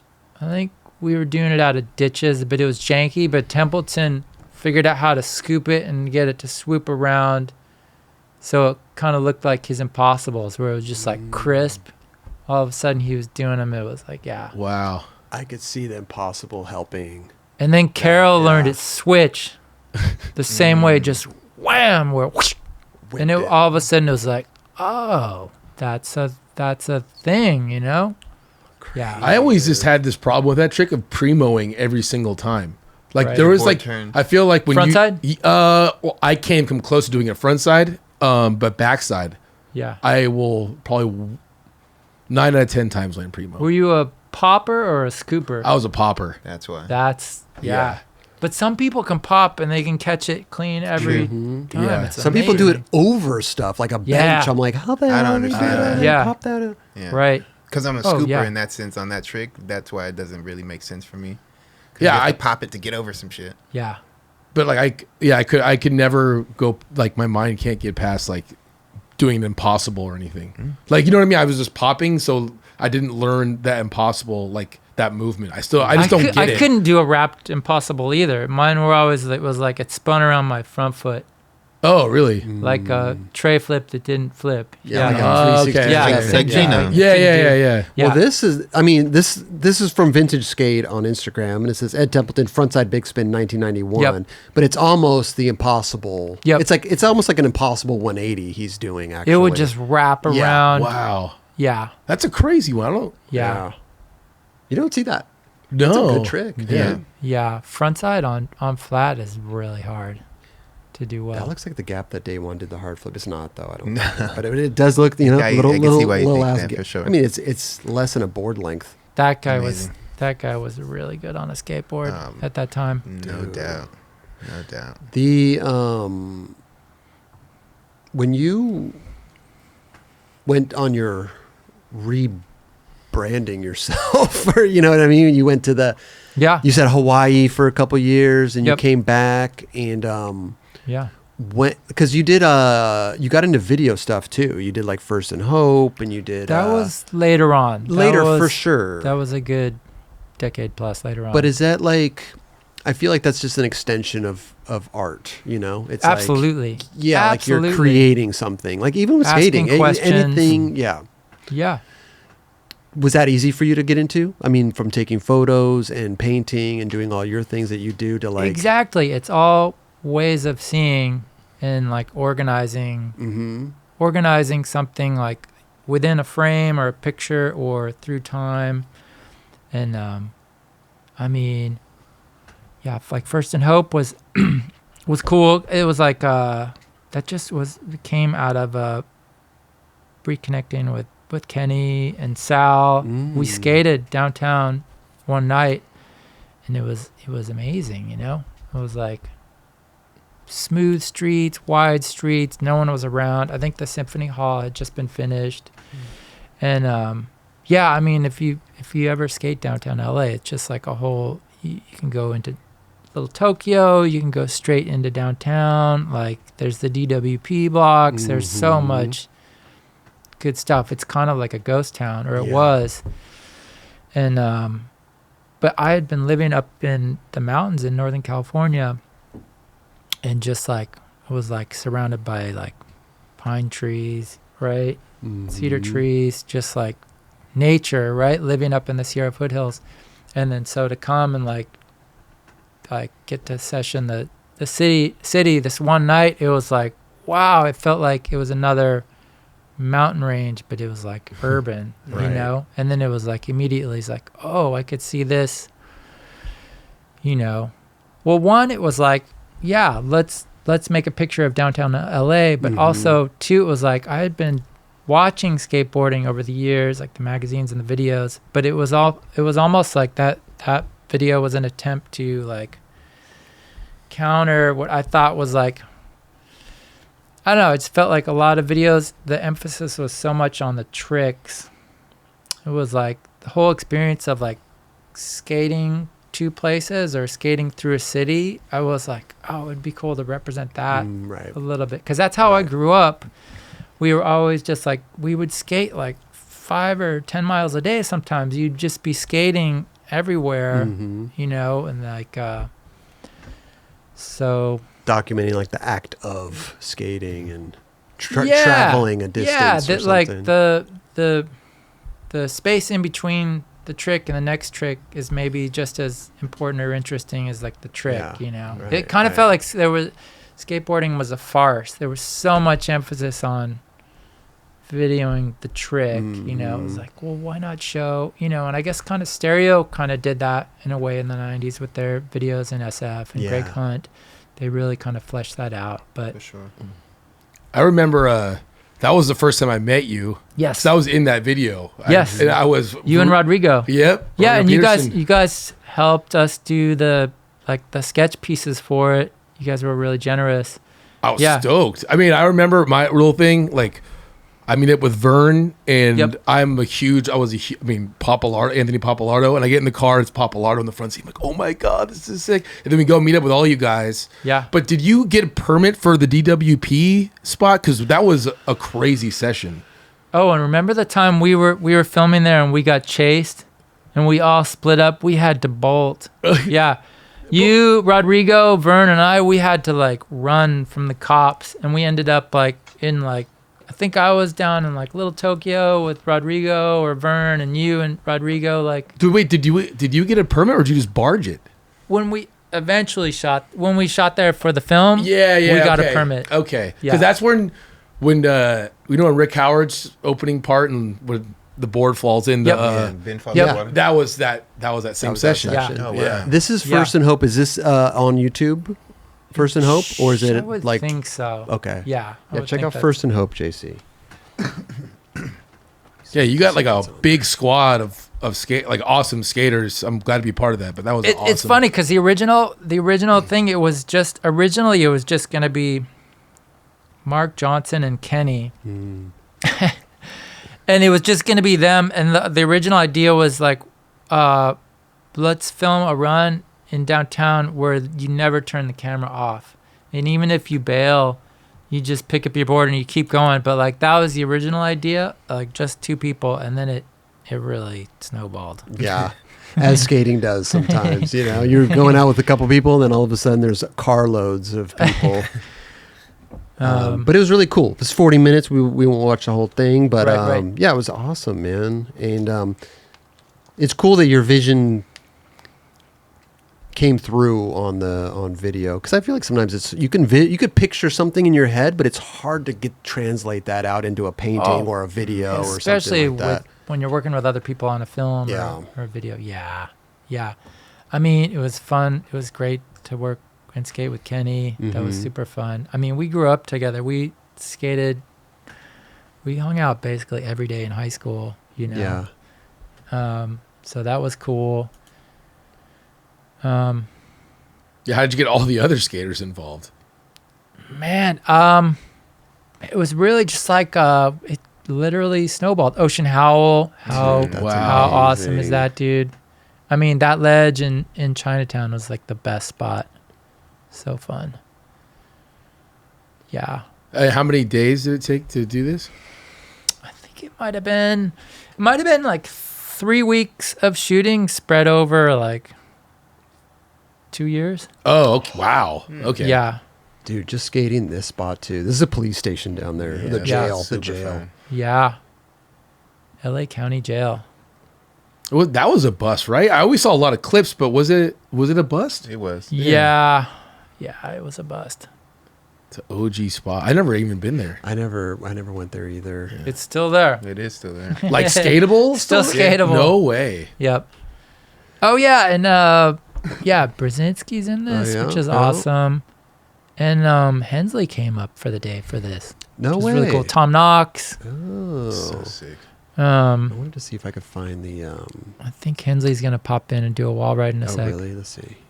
Sean Christopher. And you filmed this with what kind of camera?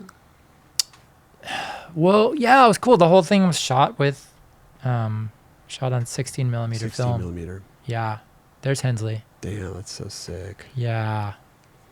You still got his number? Can you hit him up? Ask him to come on the show. Yeah. I don't, because he doesn't have an Instagram or anything. I don't think. It's hard to get a hold of that guy. Sal? Okay. Sal hangs with him every I was once in a looking while. for the DWP footage. I wonder if that's like. Do you remember where that is? Oh, it's in the beginning. It should be, I'd say about. Right here. Yep. Dude, iconic spot, man. You could fast forward a scotch. They kind of like, we kind of draw it out. Here, yep. There you are. Oh, yeah, was this a video? Was this as an independent video, or is? 'Cause I remember like Elwood having something to do with this, right? Yeah, they underwrote it. They sponsored it, helped organize it, produce it. And then we got to work with. We got to use the musician Beck's Rad. catalog and kind of released it kind of in an alternative way. We released it through Interscope Records. Okay. Yeah. Do you know how much it costs for the permit? Yeah, but if I say it'll make people cry. Because I was gonna say like, hey, we should. It was $200. No, That's crazy. Wow. Good luck getting a permit like that again. No way. That's Yeah. insane. Like Film LA permits. Yeah. Dude, if you could do that now, that would be $200 I mean, for the day. Did anybody come out and be like, "Hey, what are you guys doing?" Like, No, because it's so these two directors, Emmett and Brenda Malloy, worked on this project, and they they had a production company that filed for a proper like City of LA film permit, and those permits aren't that much. They didn't necessarily know everything that was going to happen. And they described that we would have candle wax on the benches that protect the benches, Okay, you know, yeah. and no one really kind of looked into but that. you're not lying. It says candle wax on there, you know. But these benches have already been skated. They were I made it in there. they were in I had a trick. There in you good shape. Yeah, Steve Olson calls this he has a funny thing to say about it. It's like, oh yeah, skater daters. It's a good film, man, and I think it was really cool. And what year did this come out, by the way? 2006. 2006. Okay. People like Sage Elsesser, he got to watch this video when he was kind of a wee pup growing up. I think it was cool for maybe people that didn't necessarily know about like cruising through a city. Sure. They kind of got a feel for it, knew that it was a possibility. Yeah, I don't know. It was like, I mean, you could call it like an art house film, art house skate film. Right. But, That's cool. Super dope. So when you were like doing all your art stuff, how's that going, by the way? How do you still producing? We still doing a bunch of art? We doing I'm a painter. I paint full time. We doing shows? What do we like? What's your? Yeah. Are you painting for fun? Are you like how to like? What's your vibe nowadays? It's all of it. You know, it's a job. In that I do it like full time. Like keep like banker's hours. I have a studio I go to. Banker's hours, yeah. I mean, you know, pretty much. That's what it takes. Yeah, and I work towards exhibitions, or you know, sometimes do direct sales. Work with galleries, and it's great. It's a lot of fun, and it's like skating too. It's challenging. Like it's not just when you think you have a handle on something, it can kind of crash and burn on you, or you can slip and you know something. It's just it's a lot of work, and you're always learning. Yeah. You know, and you're always reaching for something different, something. We got to come up with Reaching a little ideas, deeper. right? And like what inspires you. I mean, the idea is kind of there's like you're working on all of it. You're cultivating new ideas, you're exposing yourself to new experiences. You're keeping up time in the studio so that the paintings can happen, but the paintings kind of grow by themselves in a way. Right. It's a matter of showing up consistently and having that. It's like a practice, you know? Do you ever get painter's block where you just can't put anything down? No. Can't land that No. trick for the session? I've been doing it long enough so I kind of have tricks. Like if something isn't kind of opening up, I know I can do I can do this, and that'll kind of open it up. You know, it's like channeling. Okay. You know, it's like channeling. Yeah, these are some. Yeah, that's awesome. Is that Danny Montoya? Who is it? That's Alex, right? No, that's Alex Schmitt. Yeah. Oh, Actually, really? weekend Okay. skater. Yeah. Yeah, he's great. It's great stuff, man. Yeah, I would love to be able to paint. I mean, I could. Chris is an amazing artist. I'm trying, dude. I could draw a stick figure, and I could draw. I have my little character, my little skate character, but yeah. Who are we talking about it with? I feel like every time art gets brought up, because I've watched Bob Ross. Okay. Andy Howell? Maybe. I think it was Andy Howell. I don't even know. I think it was more recent than that too. But he does this reverse. It's like a black canvas, then he paints with like white gesso. Okay. And it's really awesome type stuff. We can't play it because we'll get copyright on the show. But maybe there's like a picture of it. But that type of stuff, I don't know. It's funny what inspires a person, you know? Because like I could watch Bob Ross. He makes it look easy. Right. I don't want to necessarily pick up a paintbrush and go paint. But then when I see certain things, I'm like, oh, that looks cool. Maybe I can do that, or that's inspiring, you know? Yeah. Maybe give that a try. I mean, it's just stepping into it. It's like learning how to play golf or tennis. You gotta keep bringing yourself to it. Like skating, it's anyone can do it. It's a matter of like, you know, you do it long enough, like it starts to make sense. Mm-hmm. But it's one of those things. It's not, you can't figure it out. You gotta like get saturated. Sure. You know, like skating, no matter how much you want to figure an ollie out, you can't figure an ollie out. You gotta like grope for it and reach for it and like struggle with it, right? Definitely. Right. It's like the most awkward thing ever. I don't know. Open that one up, JC, if you could. I don't know if this is actually Bob Ross, but this is kind of what the paintings I'm referring to a little bit. There's a lot of... It's kind of like the black. Sure. There's a lot of painters painting on black grounds right now. Okay. Yeah, for sure. There's some really interesting... What kind of style is your type of... Like, I know I posted a painting today on Instagram. I don't know if you could pull that up, but that's like kind of I do a lot of like kind of landscape, cityscapes with like people in them, figures in them. Do you like go there and sit there and paint, or you just kind of like have it? Both. All of it. Have it in your mind. Yeah. So there was a full moon. This was like this place in Silver Lake and Los Feliz, or this was based on this experience. So I wanted to. So I went a couple times and did these small paintings of this weird view of like the city, full moon, everything's bright. You can kind of see your canvases, you can see your paints. And I didn't realize it at the time, but it was like I set up basically like right down the street from Erewhon, the new Erewhon. God, yeah. I was like, God damn it.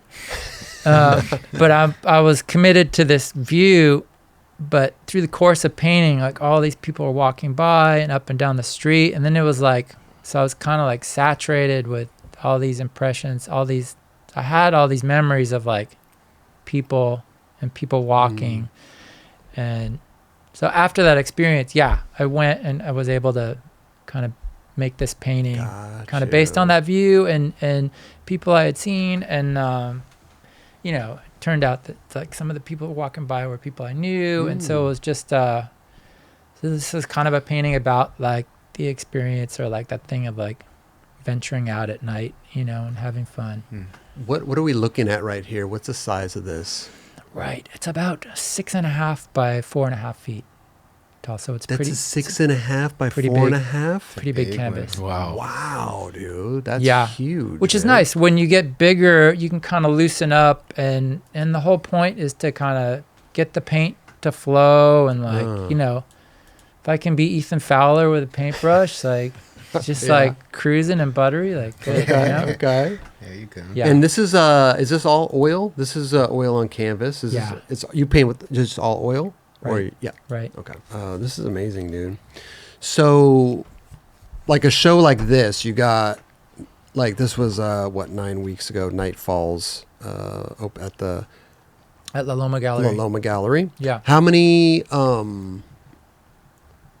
pieces you got in there? We hung 8 pieces. 8 pieces. Now these are huge pieces. How long does it take for you to get 8 pieces ready for a show like this? So I was working towards a show for a year. Oh, wow. But the show probably came together in about 3 months. Right. That's the thing. Trying stuff out. Some stuff there was like I knew what I wanted the show to be about. Okay. I knew what kind of paintings I wanted to make, but it took a minute for things to really gel. Like it took a minute. Like I was trying out certain kinds of figure paintings, and they weren't working. Okay. You know, and so, that's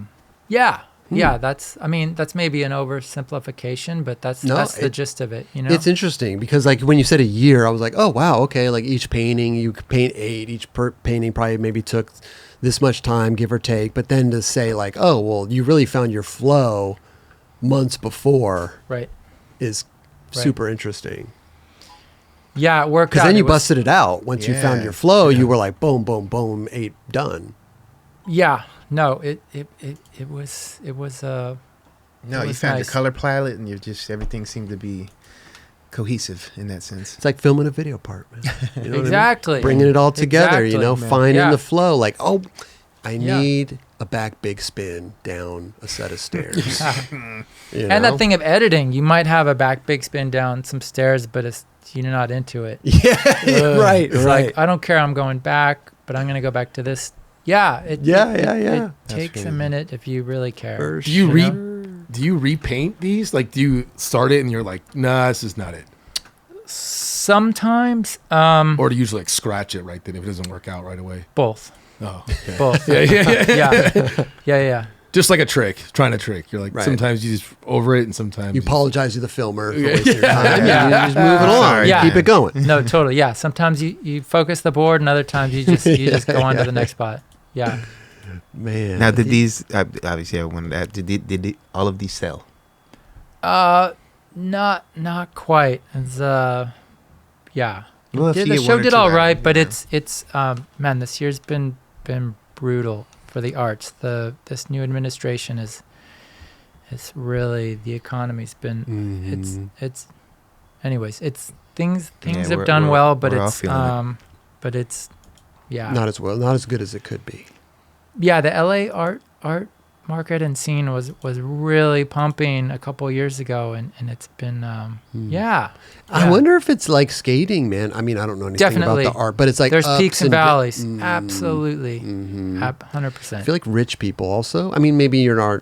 I'm just saying, That's but they're sick. always buying stuff. No matter what. I don't know. I'm not sure. The art world is fascinating to me. Right. Because the art world could be like, you sell a couple art pieces to a very well-known person or a celebrity or, somebody that's a collector and whatever. And then all of a sudden, your value like goes up, or you're more sought after, because these people own some of your work. Sure. Like a Danny Minnick.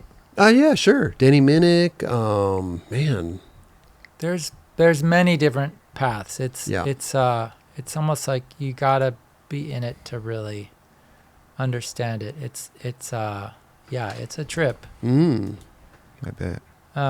Hey, but you love it, man. This is your passion, dude. Do you have a favorite painting that you've done? Those are sick. Ooh, good question. I like those. Mm-hmm. I think it's usually the last painting I made. Yeah.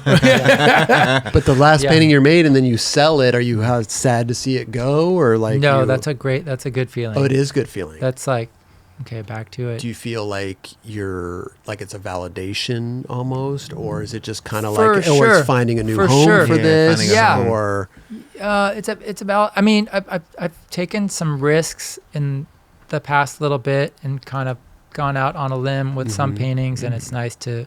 Oh yeah, that's Brian DeGraw. He's this New York painter. He's great. Okay. That's a show went to here in LA. Nice. Yeah, no. I mean, I'm kind of the school of like just, growing and evolving as a painter. Some artists really kind of have a brand and they stick to a kind of make the same painting kind of over and over again, Right. and refine that process. And I mean, I think I'm getting to that point, but I've really been trying to grow and stretch and be able to make the kind of paintings I want to make. Gotcha. And, so what am I saying? Yeah. Anyways, some newer paintings have people have acquired them, and that's been cool, great man. because it's like, okay, yeah, I want to Put that back real quick. Which one? That one? No, this one. that one. Dubs, Right? What are you doing? What does that remind you of? might be. It's two mountains and a sun and a moon coming up. It's a That- valley. that looks like this. something else. But I Well, like it. there you go. This is a great painter. Wait. She's Rewind that, from. rewind that. She's from. Hold up, Yeah. rewind that. She's from San Diego. Yeah, that's an interesting one, Yeah. right? It caught my eye. Okay, beautiful. How big is this? Oh, Life size? that's Sylvia's painting. It's probably 4.5 feet tall by 3.5 feet wide, Okay. like a medium-sized painting. Beautiful. Love it. Beautiful.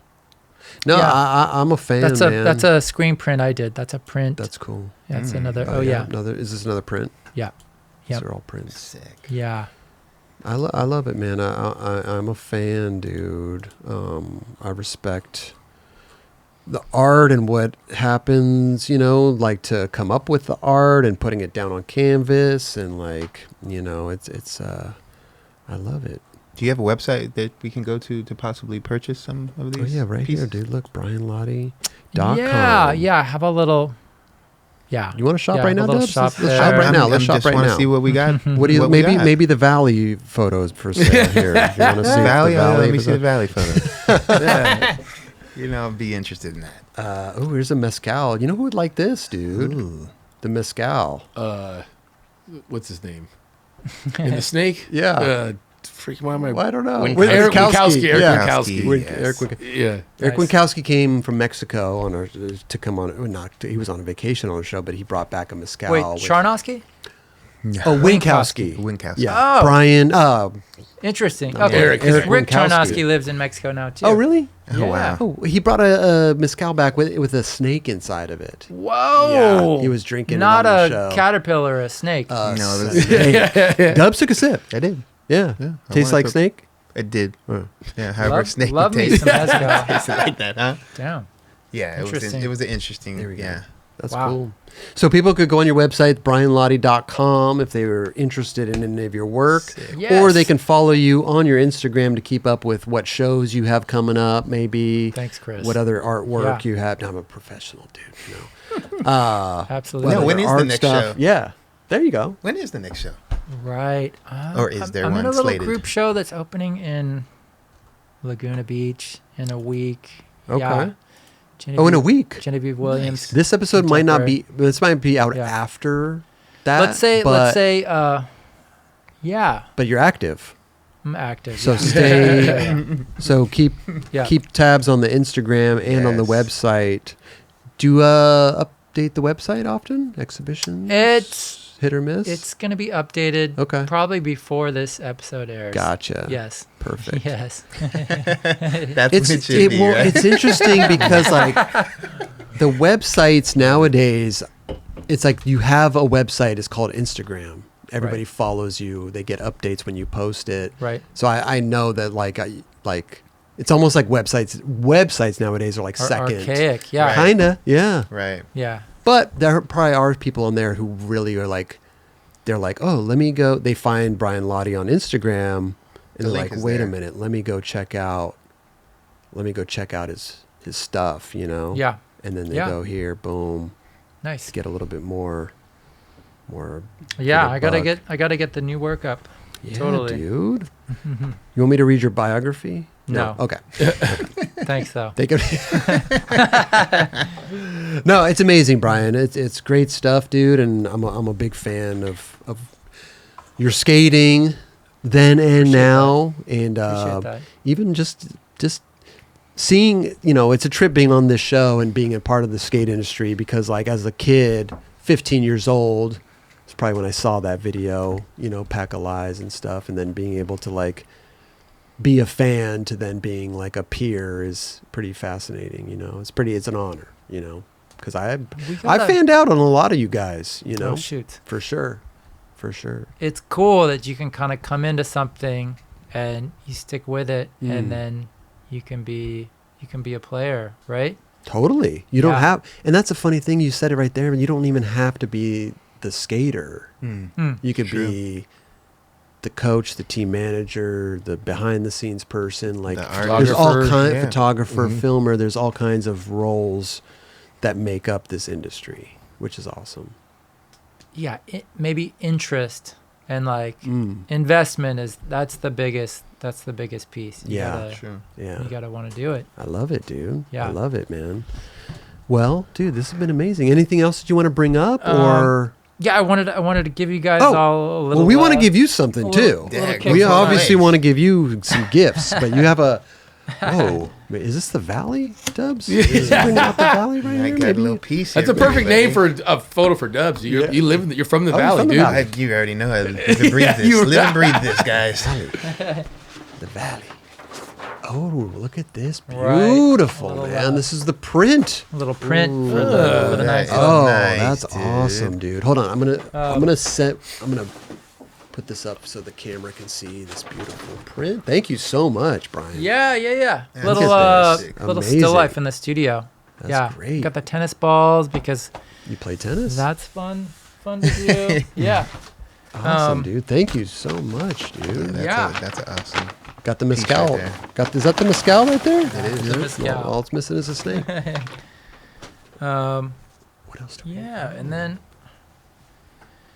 so my buddy has one of my friends that I play tennis with, Greg, has a tennis shop that he opened maybe a year or two ago, but it's kind of like modeled after skate shops. And That's awesome. I did a little shirt for him recently that I thought would be fun to bring on. Yeah. But it's kind of a throwback. The Grand Slam. It's Oh, got- GNS. It's kind of GNS. Yeah, we got some like, it's like the Cubert thing, the ball's bouncing off. Yep. But there's like a Neil Blender. Yeah. And then see the that. Chris Miller cat Right. dog, and then the John Grigley, Wow. the old ghosts. Yeah, like these guys are all, it's like a doubles match, right? That's That's it. great, man. I'm down with the Cubert too, man. That was Yeah, a good game. Cubert too. Yeah. Yeah. Good So I game. wanted to Good bring game. you Yeah, guys, yeah, bring thank you you, guys bro. Dude, Thank awesome, you. man. Thank you, I'll dude. pass it down to you, Chris. No, just show it to the audience, man. You brought a bunch of them for us. yeah. Sick. Yeah. Oh, I'll pass that's those awesome, out. That's dude. right. Yeah. Thank you so much, Kind Brian. of a fun throwback. And I love like, it. yeah, Chris Miller, Neil Blender, Grigley, John Lucero, Mark Gonzalez, favorite skate graphic artists like of all time, So I get to like nod like Blend them three together. of those guys. And your friend's shop is called Grand Slam. Grand Slam. Love it. Yeah. Okay. Where's it Beautiful. located? Virgil Village. Okay. Yeah. Sick. Yeah, Virgil yeah. Village. Where's Virgil that? Village. It's like Lower Virgil. It's kind of like Silver Lake West. Okay. Okay. It's Very nice. actually, dude, it's like one street down from Lockwood, the shop across the street. Oh, no way. It's in the Yeah. mix. Oh, Yeah. Okay. The old zone. Wow. So crazy. Yeah. Well, thank you for these. These are amazing. We'd love to gift you some 9 Club stuff Yes. if you would. Yes, please. Take home with you. Kelly, we do the honors, dude. What Yes. size? What size T-shirt? Large. Large. Got the larges, dude. I wanted to ask you, I forgot, but Rocco, was a huge, larger than life kind of character Yes. in skateboarding and everything. He went through these, you'd hear the stories about him giving credit cards and riding in the Porsches and traveling and doing crazy, it's just absurd stories, you Yeah. know. Did you ever get to experience any type of Rocco craze, in your I was his second. I was his double date, man. I did a double date with him in San Francisco. Yeah. Really? way. Yeah, man. Yeah. Why? Just he wanted to bring somebody along. She had a He- friend. She What- had a friend, so I was gonna hang with the friend. Okay. Yeah. Yeah, we took the Porsche, I think. Yeah, there was a contest in San Jose, Uh-huh. and then we were all staying in San Francisco. Yeah, and so there was like Guy, Rudy, Jed, Rick, Henry. I think we were all up there for this contest. Amazing. And yeah, Steve wanted me to be his wingman for this date, and we had to go to like the Stinking Rose or something in North Beach, and So good restaurant, good really food. good Yeah, restaurant. Stinking Rose is Okay. definitely. Yeah, that was interesting. Wow. Yep. Okay. Night turned out okay? Turned out all right? It did. Okay. Yes. First of all, I want to just thank you, dude. You're My pleasure. My pleasure. Big Great fan to see over you guys. here. Great to see Thank you, you bro. so much for coming Definitely. on the show. Yeah. We have a few parting gifts for you to take back. We didn't even really talk about covers. Did you ever get the cover of any of the mags? Transworld. What trick? Transworld. Maybe pop it up, JC, real quick, Yeah. if you don't mind. Yeah, Jamie Mossberg. Jamie shot it. Mossberg. Yep. What Yeah. what trick? I'm sorry. It was a backside 180 fakey nose grind. Yeah. Yeah. Okay. It was on a tall red curb. Tall red. I love Yeah. that. Got a cover on a red curb. Well, if you do happen to get the cover of Thrasher nowadays, we still give photo incentives. Oh, right. So $20. You got to do it the old school way. Xerox copy the mag, put it in an envelope, send it to us, and we'll Nice. send you Maybe the I'll get $20. I'll get a Crail tap on the cover with one of these on the nose. Okay. Yeah. Okay. I think I could Here pull we go. that off. Here we go. There, I remember that one, dude. Damn. Style for days. Fuck. I remember that like it was 1992. yesterday, bro. That curb might be 9 inches tall. It looks was taller bigger than- than a regular curb. Yeah, that It was is. taller, It is. yeah, It was a considering. great curb. I love that, man. All Look the at that. background looks kind of, even though it's just wood, it kind of looks cool. Yeah. This could be a cover nowadays which says who skates curbs, planters, or benches. Who doesn't? Yeah. Yeah, Who who doesn't? doesn't? Yeah, exactly. Nice, dude. It's a good cover, So dude. sick. Congrats on Thanks, Chris. Thank you. that. 92. Amazing. 9 Club shirt for you. You know, got a Crispy. nice, Nice. this is like our college style logo. Awesome. That's for you right there. That's Cool. a large. Sick. Yeti, big supporter of ours. We're sponsored by him, and they make the best product. I've been sipping on this tea the whole time, and it's stayed boiling hot the whole time. This thing, you put that in your cup holder. Awesome. Use Great. that. Thank you, Yeti. Coffee, tea, guy. What do you? Both. Love it. Perfect. I don't know if you listen to stuff when you paint, but like Oh yeah. Skull Candy Dime Evos. Also, stuff. if you're listening to something, you get a call, just click it, you get the answer right. You know what I mean? Nice. These are the Awesome. Dime Evos. I got them. They can hook to your belt, or got a little clip. You could hook it to the canvas, whatever. Sweet. Yeah, Awesome. Bonus. those are Thank you. amazing. Those are amazing. Cool. Oh, and a hat, 9 Club hat. Nice. Shout out to Richardson. They make our hats. They are the best hats in the business. El Segundo. El Segundo. Where are they at? They're in Portland. Oh, yeah. Yeah, Nice. that's their main. That's their Okay. main hub, I think, in Portland. As long as it's in the USA. They are in the USA. They are. They And are. Sweet. dude, we do have a nuts and bolts company. Nice. It's called Nuts and Bolts, and every person that comes on the show is automatically on the team. So, congratulations today. Thank You have you. acquired a new sponsor. I'll hit you up next May for more. No, this is Next two May. bolts per year. Oh, okay. Yeah. In 2 years. No, you two. Oh no, 2 bolts per year. Wait, did I say that A right? package of bolts per year. 2 packages of bolts Yes. per There year. you So go. you can, Oh. Every 6 So months. I can hit you swap up them next out. May. You can't Yeah, hook- yeah, You yeah. can't hook them up. Sweet. Oh, next May. no, May. well, technically Next May. October, or is it one? Is the calendar year, or is I it don't know till the what day? time. Yeah, calendar. You can hit us up on October 27th. 1 year from today. 1 year from today. Get Nice. 2 more packages of bolts. Oh, I needed some new bolts. Yeah, Thank dude. you. Uh, Thanks for having me on. You guys. Brian, this has been incredible, dude. I loved all the super fun. stories. Thank you so much for sharing. It's great. My pleasure. Thanks for asking. And also, doors always open. Come back anytime. Also, we do have our, we do shows with duos. We were talking about, you were watching Olsen and Salba episode. man. You can come back with somebody also. Ooh. Tell old war stories That's as tempting. well. Yeah. Yeah. Think about it. Keep it in the back Right. of your head, and we'll reconvene. Nice. Yeah. I like that. Dude. I like that. Brian, thank Yeah. you so much, dude. My pleasure. Yes. My Amazing. pleasure. Thank you, bro. Yes. Nice, guys. Dude, you killed it, dude.